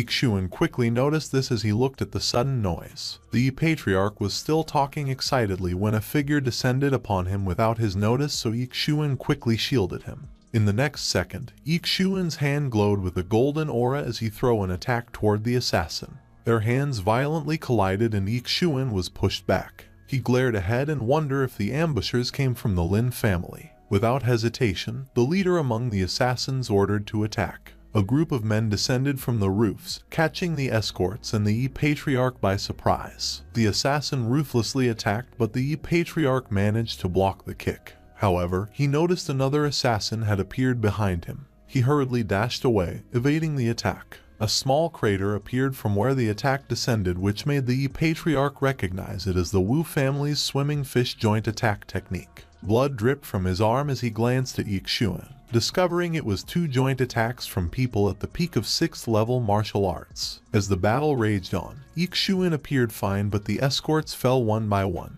The Yi Patriarch found the situation troublesome. Right then, an assassin pounced at Xuan, but he effortlessly dodged the attack. He believed the Lin family would not switch sides at this time. He glanced to the side and saw the Yi Patriarch in the heat of the battle. The Yi Patriarch was too busy right now, so he decided to end his fight quickly. He launched a punch which the assassin managed to block. Afterward, the assassin counterattacked, sending a lightning punch which Xuan evaded by stepping to the side. He recognized the move, the Thundering Fist, from the Chen family, and he could not believe they would be able to move so fast. Without hesitation, he activated the Rushing Gale Steps. Glowing with a golden aura, Xuan lunged himself with frightening speed. The assassin's eyes bulged as the impact threw him away. After sending him flying, Xuan grinned as he declared his intention to see who the man was. The next second, he flashed forward with a determined expression. Looking at the approaching hand, the assassin was terrified. Once he uncovered the assassin's mask, Xuan was dumbfounded. He discovered it was the Grand Elder, but right then, another assassin launched a sneak attack. The punch suddenly arrived while he was in a daze, so Xuan was too late to react. The impact instantly sent him flying toward the carriage. Fortunately, he only had minor injuries, but he still coughed from the pain. Suddenly, the chests on the ground caught his attention. The next second, his hand glowed with gold as he activated his devouring hand. With a delighted expression, he devoured the items, causing him to break through to the early stage of 7th level martial arts and obtain 6 points. Right then, the assassin followed up with another attack, but Xuan vanished on the spot together with the chests. The assassin was stunned, discovering it was a dimensional ring, so Xuan asked him if he wanted it. He then offered the assassin to address him as his father and he would consider it. Enraged, the assassin dashed forward, but Xuan remained unmoved. The next second, an evil smile emerged in his face as he easily evaded the assassin's punch. Consequently, his hand gleamed with a golden aura.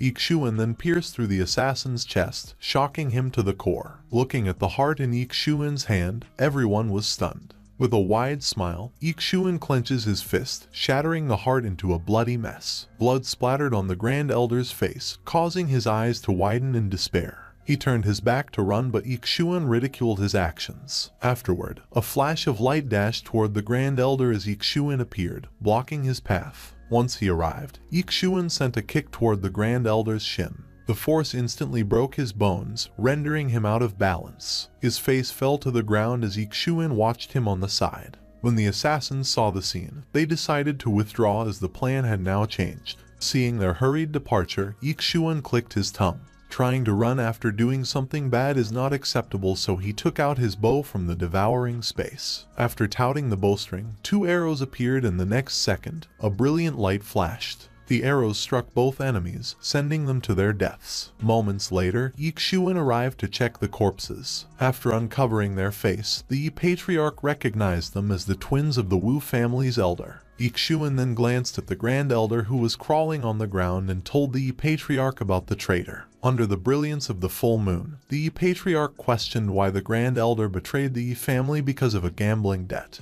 The Grand Elder was stunned and roared in laughter the next second, calling the Patriarch stupid. The Patriarch clenched his teeth in anger, but Xuan suddenly intervened and asked what benefits the Chen family had promised him. The Grand Elder smiled, praising Xuan for being smarter. After not getting an answer, Xuan guessed the Chen family had promised the position of the family patriarch to him. The Grand Elder was finally stumped into silence. Realizing it was the truth, the Patriarch bellowed in anger. In response, the Grand Elder gritted his teeth and shamelessly affirmed, Afterward, he looked at Xuan and asked how he guessed it. Xuan smiled and revealed that for a person who was unloyal and unfilial, a sufficient benefit was all needed to make him betray someone. For the Grand Elder, it was not money but power, and what he said just now showed that he did not betray for money. The Grand Elder's words were filled with disdain toward the Patriarch, so Xuan concluded power is the only reason left. The next second, Xuan grabbed the Grand Elder by the collar. His hand glowed with a golden aura and declared he would destroy the bastard's cultivation.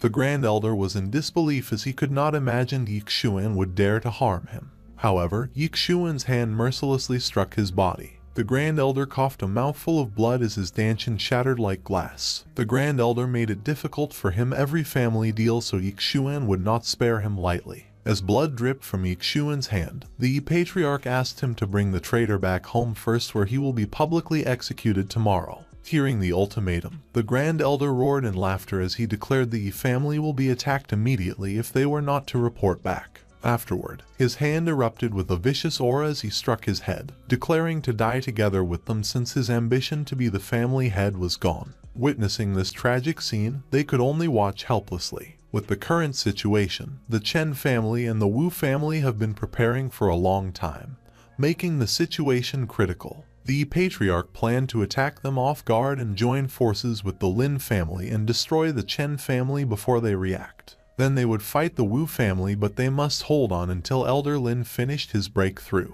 The Grand Elder then looked at Xuan, telling him to inform the Lin family that he would ready manpower, and they would meet outside the Chen family's residence. With a menacing look, Xuan accepted the order. After hearing Xuan's words, the Patriarch choked on the tea he had been drinking in the Yi residence. Clearly caught off guard, Xuan felt awkward. He immediately approached Xuan and asked him if he was hurt, to which Xuan answered he was fine. The Patriarch informed Xuan that Chen Qiang was a 6th level late-stage martial artist ranked 4th in the Chen family. He wondered what level of cultivation Xuan was currently at since he could kill Chen Qiang.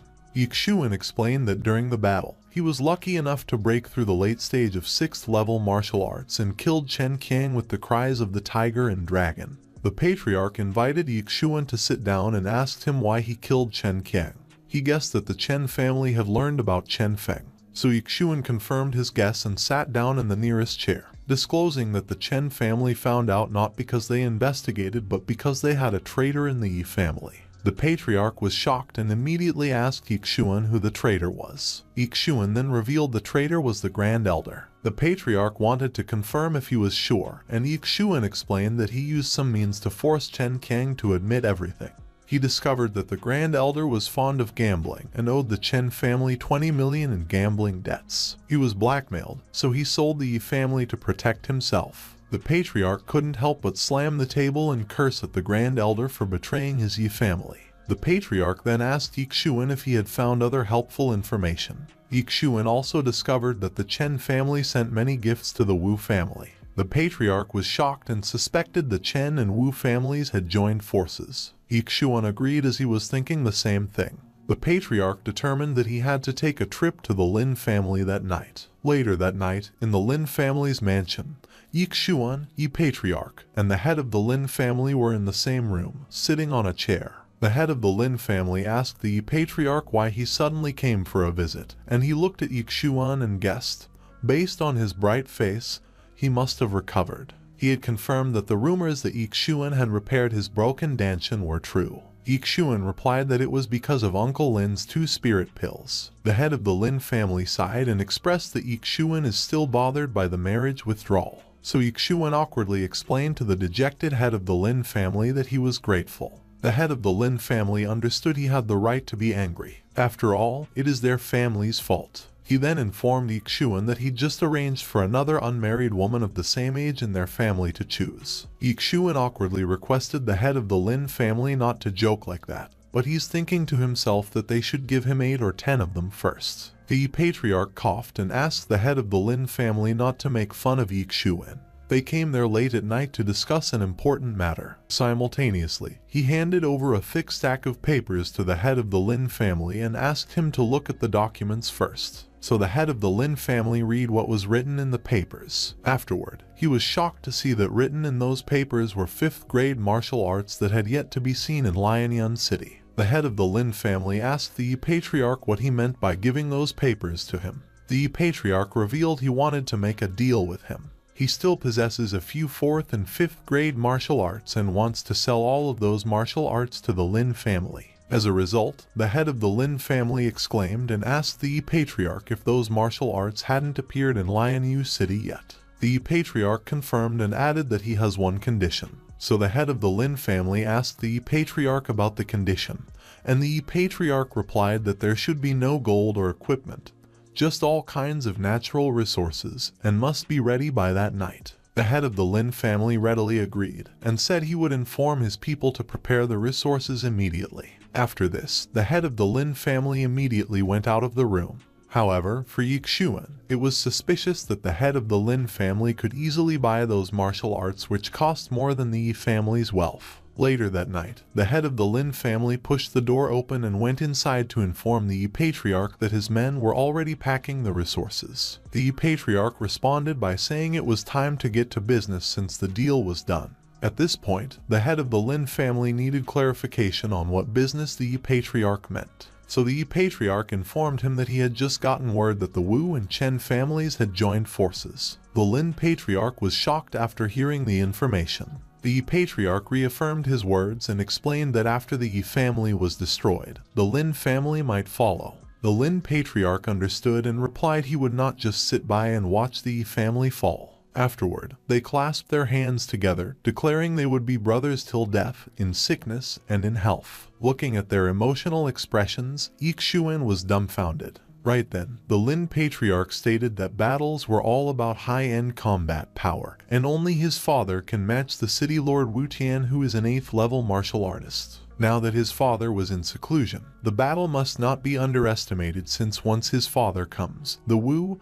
and Chen family would not be a problem. The patriarch was shocked to realize Elder Lin was going to break through the 9th level martial arts. He then cupped his hand, congratulating him in advance. The Lin patriarch smiled and replied he would borrow the blessings. Right then, a knock came through the door, informing them that the items have been prepared. Everyone stood from their seats, and the Lin patriarch told the patriarch that the escort had been arranged for them to go back. Moments later, outside the Lin family residence, the patriarch was sent off. As they walked behind a carriage of chests, the patriarch asked Xuan if the materials they had gathered were enough for him to break through once. Xuan nodded with a smile and replied it would be able to make him break through the 7th level of martial arts. At the same time, a couple of cloaked men were hastily running through the roof toward Xuan's direction. The patriarch was delighted at Xuan's fast progress when a figure landed on a roof near them.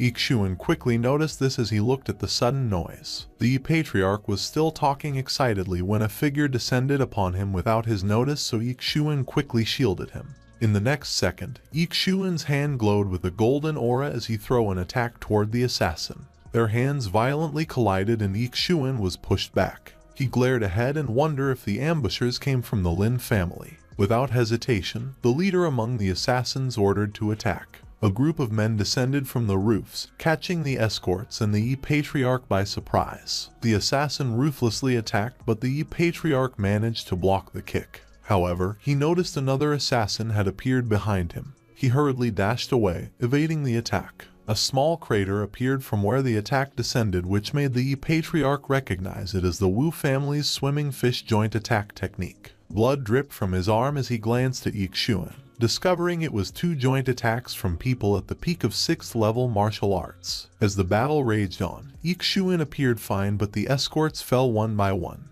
The patriarch found the situation troublesome. Right then, an assassin pounced at Xuan, but he effortlessly dodged the attack. He believed the Lin family would not switch sides at this time. He glanced to the side and saw the patriarch in the heat of the battle. The patriarch was too busy right now, so he decided to end his fight quickly. He launched a punch which the assassin managed to block. Afterward, the assassin counterattacked, sending a lightning punch which Xuan evaded by stepping to the side. He recognized the move, the thundering fist, from the Chen family, and he could not believe they would be able to move so fast. Without hesitation, he activated the rushing gale steps. Glowing with a golden aura, Xuan lunged himself with frightening speed. The assassin's eyes bulged as the impact threw him away. After sending him flying, Xuan grinned as he declared his intention to see who the man was. The next second, he flashed forward with a determined expression. Looking at the approaching hand, the assassin was terrified. Once he uncovered the assassin's mask, Xuan was dumbfounded. He discovered it was the Grand Elder, but right then, another assassin launched a sneak attack. The punch suddenly arrived while he was in a daze, so Xuan was too late to react. The impact instantly sent him flying toward the carriage. Fortunately, he only had minor injuries, but he still coughed from the pain. Suddenly, the chests on the ground caught his attention. The next second, his hand glowed with gold as he activated his devouring hand. With a delighted expression, he devoured the items, causing him to break through to the early stage of 7th level martial arts and obtain 6 points. Right then, the assassin followed up with another attack, but Xuan vanished on the spot together with the chests. The assassin was stunned, discovering it was a dimensional ring, so Xuan asked him if he wanted it. He then offered the assassin to address him as his father and he would consider it. Enraged, the assassin dashed forward, but Xuan remained unmoved. The next second, an evil smile emerged in his face as he easily evaded the assassin's punch. Consequently, his hand gleamed with a golden aura.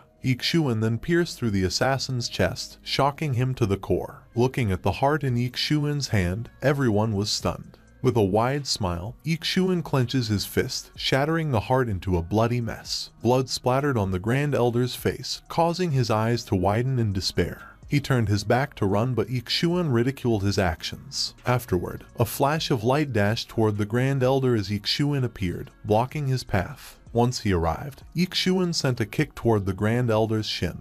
The force instantly broke his bones, rendering him out of balance. His face fell to the ground as Xuan watched him on the side. When the assassins saw the scene, they decided to withdraw as the plan had now changed. Seeing their hurried departure, Xuan clicked his tongue. Trying to run after doing something bad is not acceptable, so he took out his bow from the devouring space. After touting the bowstring, 2 arrows appeared, and the next second, a brilliant light flashed. The arrows struck both enemies, sending them to their deaths. Moments later, Xuan arrived to check the corpses. After uncovering their face, the patriarch recognized them as the twins of the Wu family's elder. Xuan then glanced at the Grand Elder, who was crawling on the ground, and told the patriarch about the traitor. Under the brilliance of the full moon, the patriarch questioned why the Grand Elder betrayed the family because of a gambling debt. The Grand Elder was stunned and roared in laughter the next second, calling the patriarch stupid. The patriarch clenched his teeth in anger, but Xuan suddenly intervened and asked what benefits the Chen family had promised him.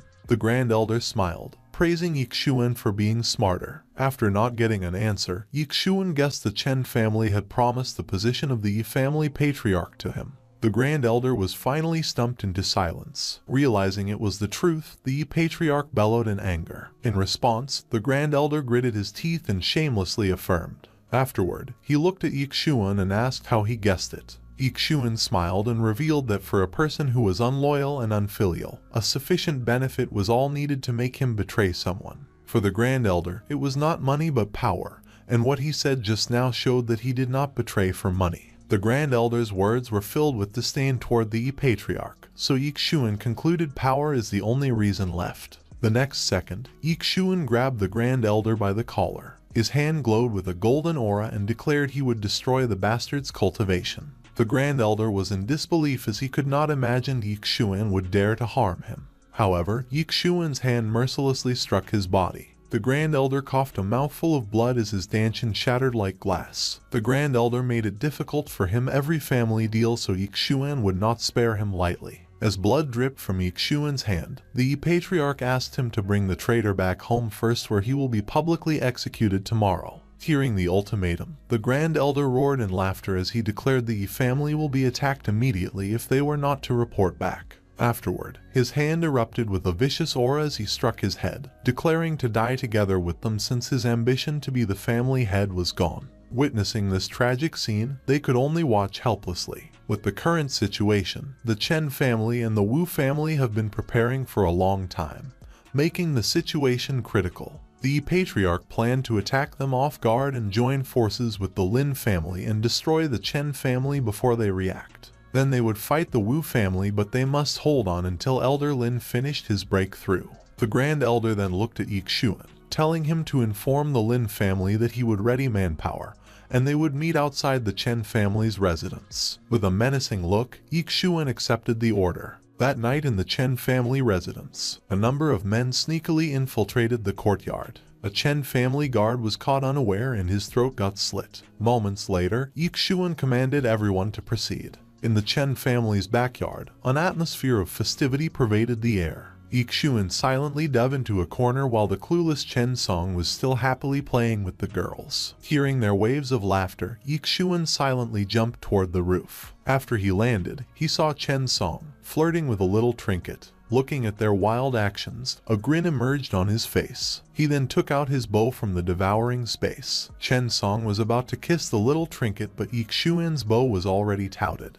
The next second, a brilliant light flashed, and blood splattered on the little trinket's face. Looking at Chen Song's headless body, the little trinket trembled all over in horror. She inhaled as much air as she could and then wailed to the top of her lungs, shaking the entire Chen residence. The Chen patriarch was alarmed and opened the door, instantly seeing an injured disciple. He then reported the Yi and Lin family's sudden attack. At this moment, the residence was in chaos as everyone fought for their lives. The injured disciple reported half of the clan was dead and they could not hold on any longer. The Chen patriarch berated them as pieces of trash and commanded them to round up everyone in the backyard to follow him into battle, which the disciple quickly accomplished. Meanwhile, another brilliant light streaked through the sky. On the ground, a Chen disciple who was about to sneak attack a Yi family elder was killed. The elder was shocked and glanced at where the arrow came from, seeing Xuan who was about to make another move. More and more arrows were launched. Consequently, the Chen disciples fell one after another. As he calmly watched the one-sided battle, Xuan finally proved the wisdom of the ancients about a lone bow breaking the left flank while repressing the people on the right. Once he got his hands on the Chen family's treasury, he would have enough points to upgrade the Chaos Star arrow. It did not take long, and a pile of dead bodies could now be seen all over the Chen family yard. When the Chen patriarch arrived, he quickly erupted in anger. He dashed toward the Yi patriarch, swinging his sword with all his might. Delighted at his arrival, the Yi patriarch responded with an attack of his own. Two violent energies collided, producing a blinding light. Moments later, the outcome was decided. As expected, the Chen family was doomed, so Xuan decided to have a stroll in their treasury. After a quick turn, he arrived at a certain building. With a smile, he believed it was the treasury. After opening the door, shelves of treasures welcomed him, causing his eyes to sparkle. Upon opening a box, he was dismayed as it only contained 30-year-old ginseng. Another box contained 50-year-old pearls, but it still disappointed him. Xuan found it strange that all he found were common herbs and medicines, since the Chen family was third in the 4 great clans. After a moment of contemplation, he realized there must be a hidden room.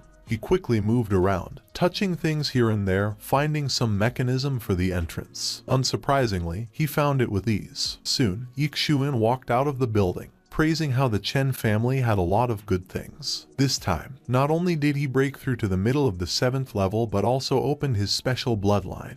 Right then, he opened his system and saw a progress line which was still 1 out of 100. The 100 Beast bloodline he had obtained could only be opened by consuming the blood of 107th rank demon beasts. After it opens, it could greatly enhance the overall strength of his flesh. It seemed that he would have to go into the 18th Cloud Mountain range to hunt demon beasts. But right now, he needed to destroy the Chen and Wu families first. After seeing everyone, Xuan made his way toward the elders and asked about the situation. The bald elder turned around and informed the Wu family had taken advantage of their attack on the Chen family to attack the Lin and Yi families in 2 separate ways.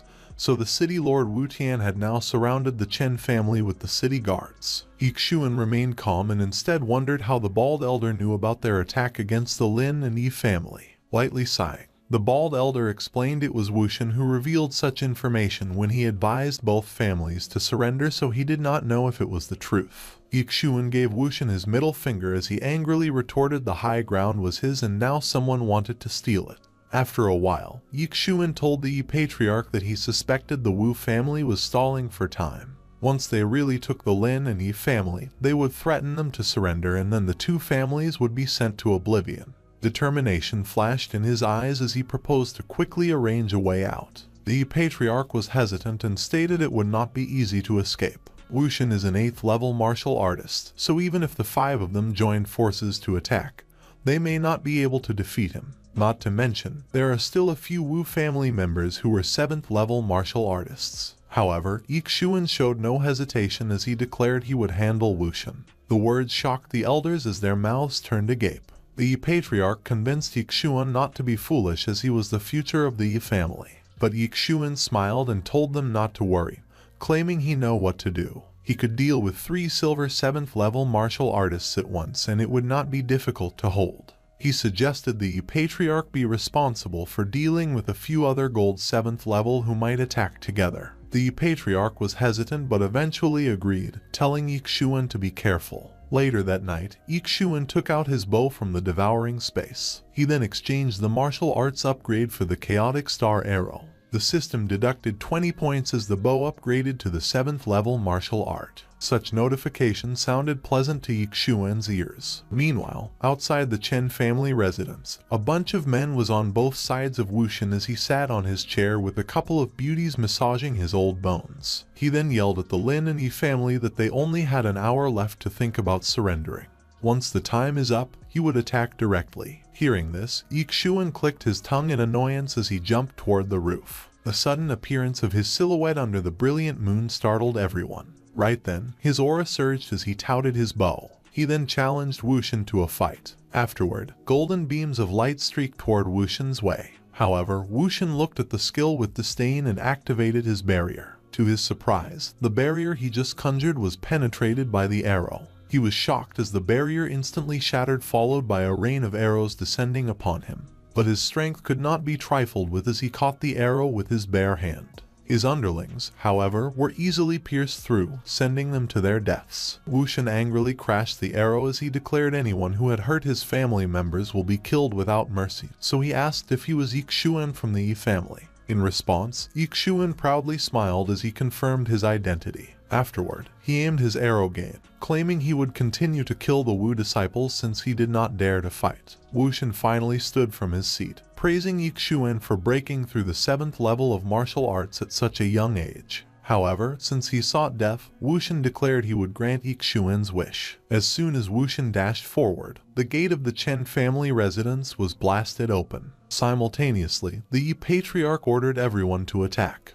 The family members from both sides quickly clashed into a melee, sending heads flying here and there. Meanwhile, Xuan's arrow was easily dodged by Wuxian's quick sidestep. His palm gleamed with a red aura as he lunged himself. Xuan immediately took several steps back and jumped into the air, aiming another shot at Wuxian's way. However, the rain of arrows was quickly evaded with the use of his lightning speed. Consequently, he arrived before Xuan, directly sending a vicious attack which Xuan narrowly dodged by bending his body backward. Right then, he saw the patriarch getting sneak attacked from above. But before his attack could descend, the attacker was pierced through by Xuan's arrow. Wuxian saw Xuan's actions and berated him for being a fool as he helped others while fighting him. The next second, he dashed forward, leaving after images in his wake. His palm heavily struck Xuan on the chest, causing him to vomit a mouthful of blood. Wuxian then held Xuan by the head, simultaneously swinging another killing punch. However, something flew over Wuxian's way. He instantly let go of Xuan as he dodged the bloody thing.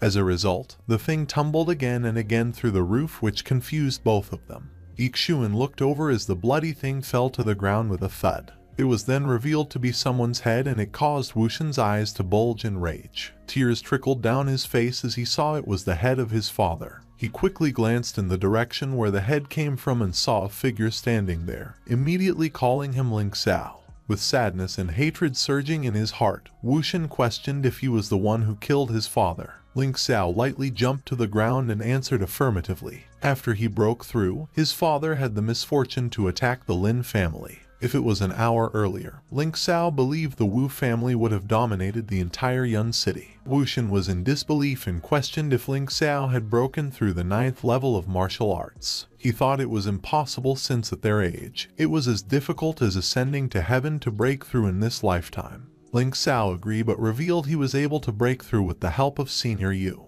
People from big forces always have a way to make things happen. Ling Xian then suggested Wuxian should surrender and his life would be spared with only his martial arts disabled.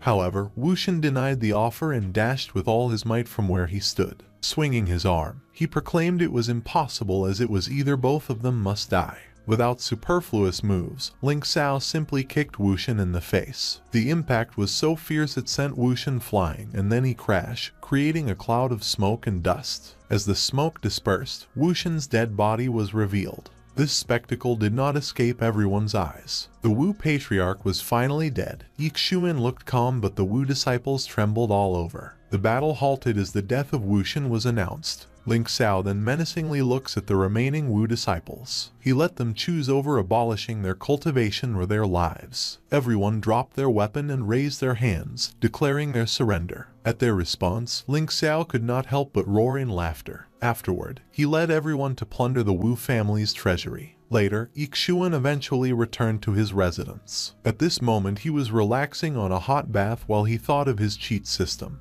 Although it could quickly allow him to obtain spiritual power to break through realms, the accumulated spiritual power with his body could not immediately have results. Looking back, it was the reason why he was injured by Wuxian's strike. If his body had been nourished by spiritual power for years, it would not have been so simple even Wuxian wanted to attack him. Since his physical strength was his current weakness, he decided to revisit the Lionian 18 mountain to hunt down 7th rank monsters. Suddenly, Xue Qingqing blasted through the doors, shocking Xuan from his thoughts. Embarrassed and flustered, he told her to get out because he was bathing. However, Xue Qingqing blushed slightly and simply replied she was not scared so he should not mind either. Afterward, she approached Xuan and asked why he was still bathing with flower petals since he was already a grown man, to which he replied it was none of her business. Xue Qingqing snorted and was disappointed with him so her expression made him confused. Suddenly, Xue Qingqing mentioned that the Chen family and the Wu family were gone so she wanted him to bring her to the Splitting Cloud sect.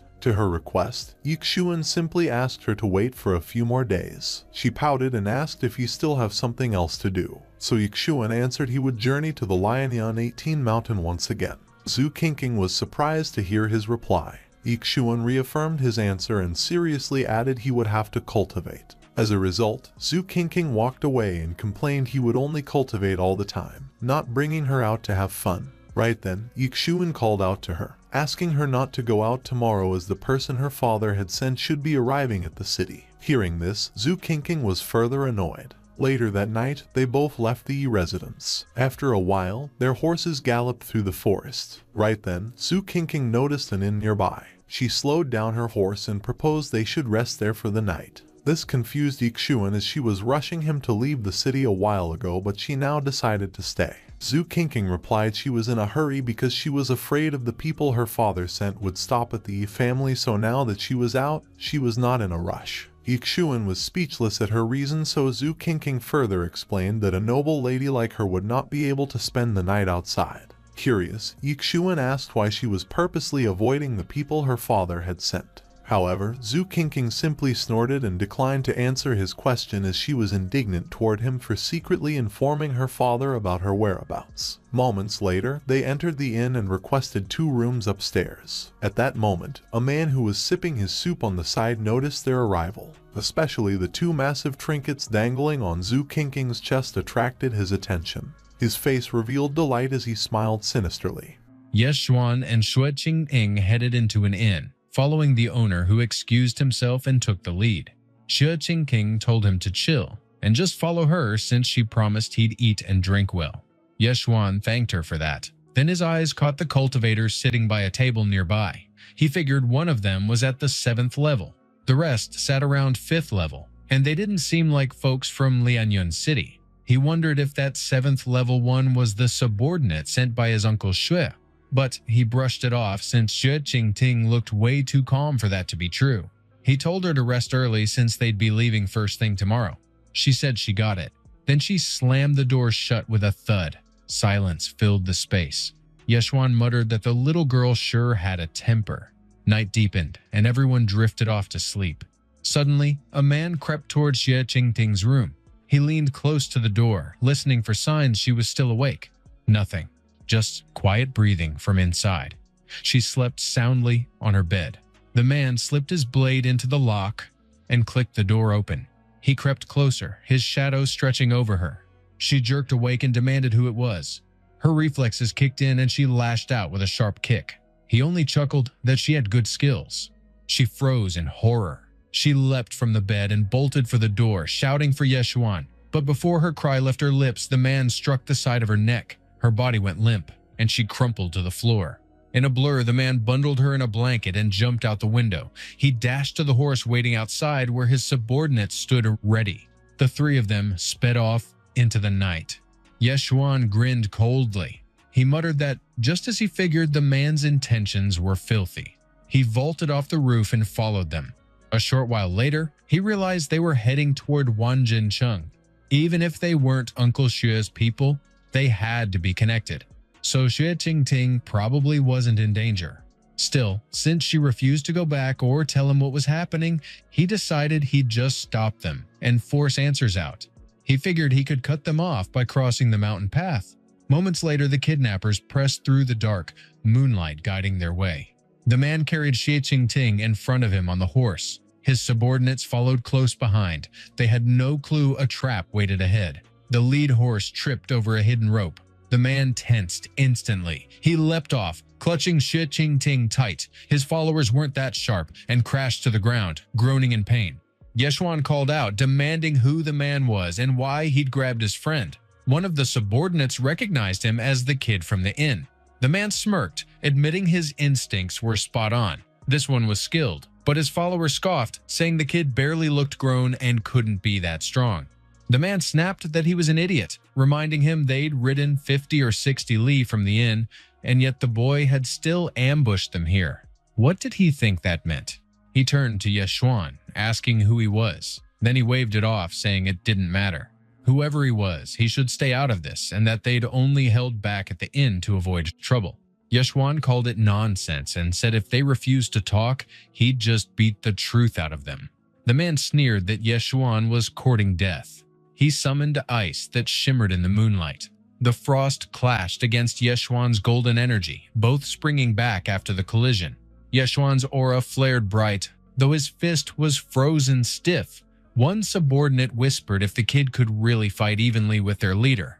Another snorted, saying it wasn't even. His hand was already injured, and the flowing frost fist wasn't something one could handle easily. Xuan asked if that flowing frost fist was a 7th grade martial art. The man confirmed it, boasting that only 7th grade or higher arts carried attributes. His subordinate mocked that if Xuan was scared, he could still walk away. They wouldn't chase him. But Xuan scoffed that if it was only a 7th grade martial art, there was nothing he couldn't handle. Xuan stood facing the 3 men who had kidnapped Xue Qingqing. He remarked that a 7th rank martial art wasn't something he couldn't handle. Then he called to the system in his mind, telling it to switch to the martial art Wind and Cloud Palm. The system informed him that the upper 7th rank martial art Wind and Cloud Palm had been successfully activated, deducting 30 points in the process. One of the man's subordinates scoffed, claiming the little brother shouldn't make him laugh since a 7th rank martial art wasn't something ordinary, and most people weren't even qualified to learn it. Another chimed in, saying he could tell with one glance that Xuan came from that small backwater place, Wanjin City. Xuan countered that they would soon find out if he was joking once they tested him. The man blinked, clearly startled. His subordinate stiffened in shock as well. He cursed under his breath, realizing the kid was serious. Xuan unleashed his Wind and Cloud Palm. The man instantly summoned massive ice crystals to block the incoming strike. But then, the swirling energy abruptly shifted direction. He gasped as it came roaring from behind. They had no guard up at all, and his ice crystals were swallowed in an instant. One subordinate yelled for help. Another froze completely, trembling. The 3 were blasted off their feet. When the dust settled, Xuan strolled toward the trio sprawled across the ground. The two subordinates shook violently as he passed them. One whispered, wondering if Xuan had left, and the other hissed for him to shut up and play dead. Xuan stopped right in front of the man.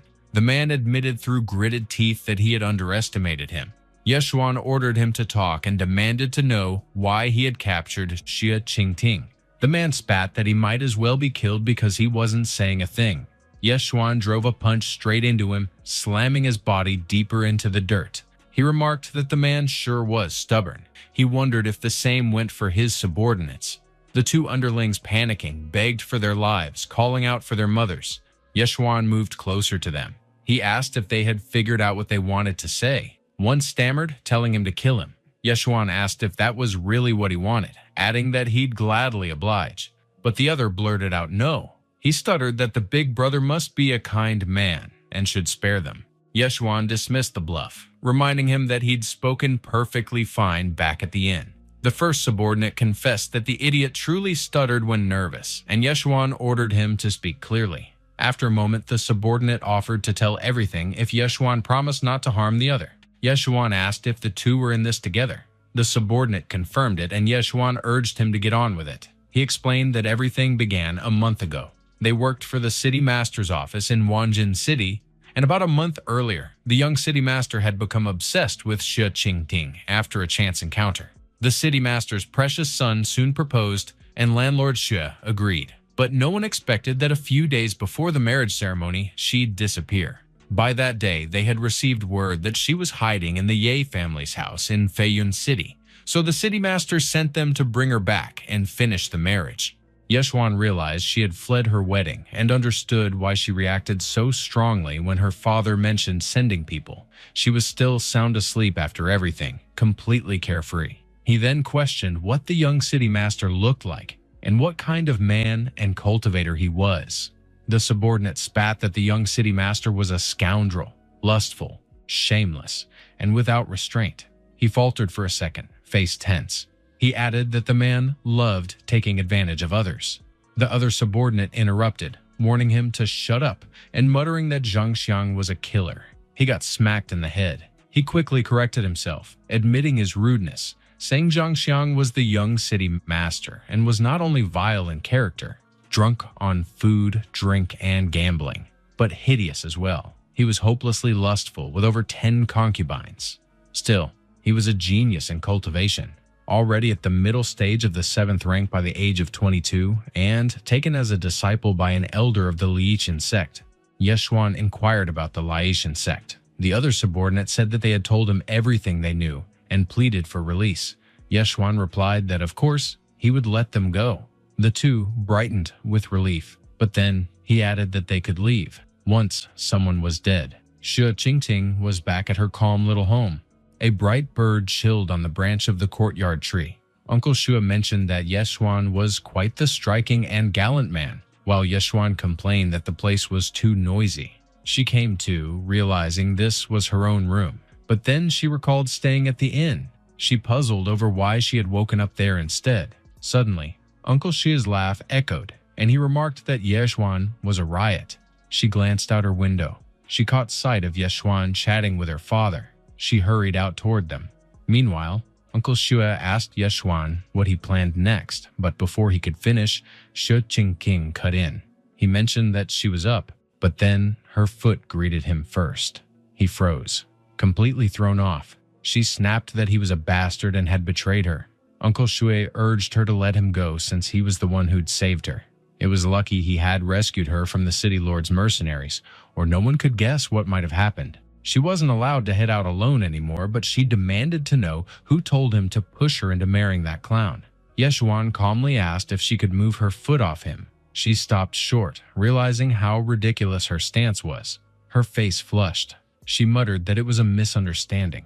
Uncle Xue pressed her on when he'd supposedly forced her, saying that when the Zhang family brought up the match, he asked for her opinion and she agreed. So he accepted their betrothal gift. She argued she'd been distracted by the picnic and hadn't actually caught his words. Xuan wondered if she could be reasonable for once, but she declared she didn't care and wasn't marrying that clown. So if he wanted, he could do it himself. Uncle Xue remarked that she'd been spoiled since she was small and turned to Xuan, asking if he didn't find it funny. Uncle Xue added that she could relax, as he'd already arranged to return the betrothal gift. She fired back, questioning if he was really her father, how he could be this agreeable, and whether he was an imposter.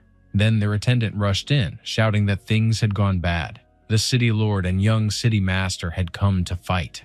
Zhang Xiang kicked him aside. Xuan stiffened. It drew both Uncle Xue and Xue Qingqing's eyes at once. Zhang Xiang barked at Xue Qingqing, asking if she was the one who broke off the engagement. Xuan figured it must be the Zhang father and son. He noted that the Wanjin City lord looked decent enough. He wondered how such an eyesore could be his kid. He half-joked inwardly that maybe it was an affair. Uncle Xue addressed City Lord Zhang, pointing out this was the Xue residence and questioning if he wasn't going too far storming in like that. Zhang Xiang scoffed that the entire Wanjin City belonged to the Zhang family and said that even if they tore the place down, what could he possibly do? Uncle Xue turned to Lord Zhang again. He asked if that was truly his stance too. Lord Zhang snorted. He remarked that his son despised people who doubted him, and he couldn't rein him in once he lost his temper. Xuan retorted that marriage was about mutual feeling, and asked why they should both suffer if Xue Qingqing wasn't willing. Zhang Xiang finally noticed him. He jeered that no wonder the engagement ended. It was because of him. He lunged forward in fury. He threatened that Xue Qingqing should watch him shred her precious lover. Uncle Xue shouted for him to stop. Xue Qingqing called out to Xuan, warning him to be careful. Xuan locked his gaze on him. He moved with his dashing step.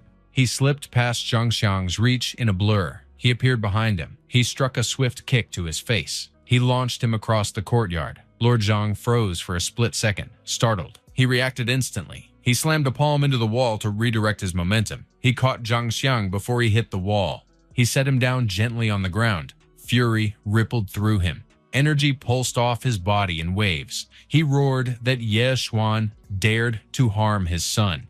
He promised he'd pay with his life. Xuan registered the weight of that aura. Right then, he knew he couldn't take him. He scrambled mentally for what to do. But Lord Zhang suddenly sensed another force. He demanded to know who was there.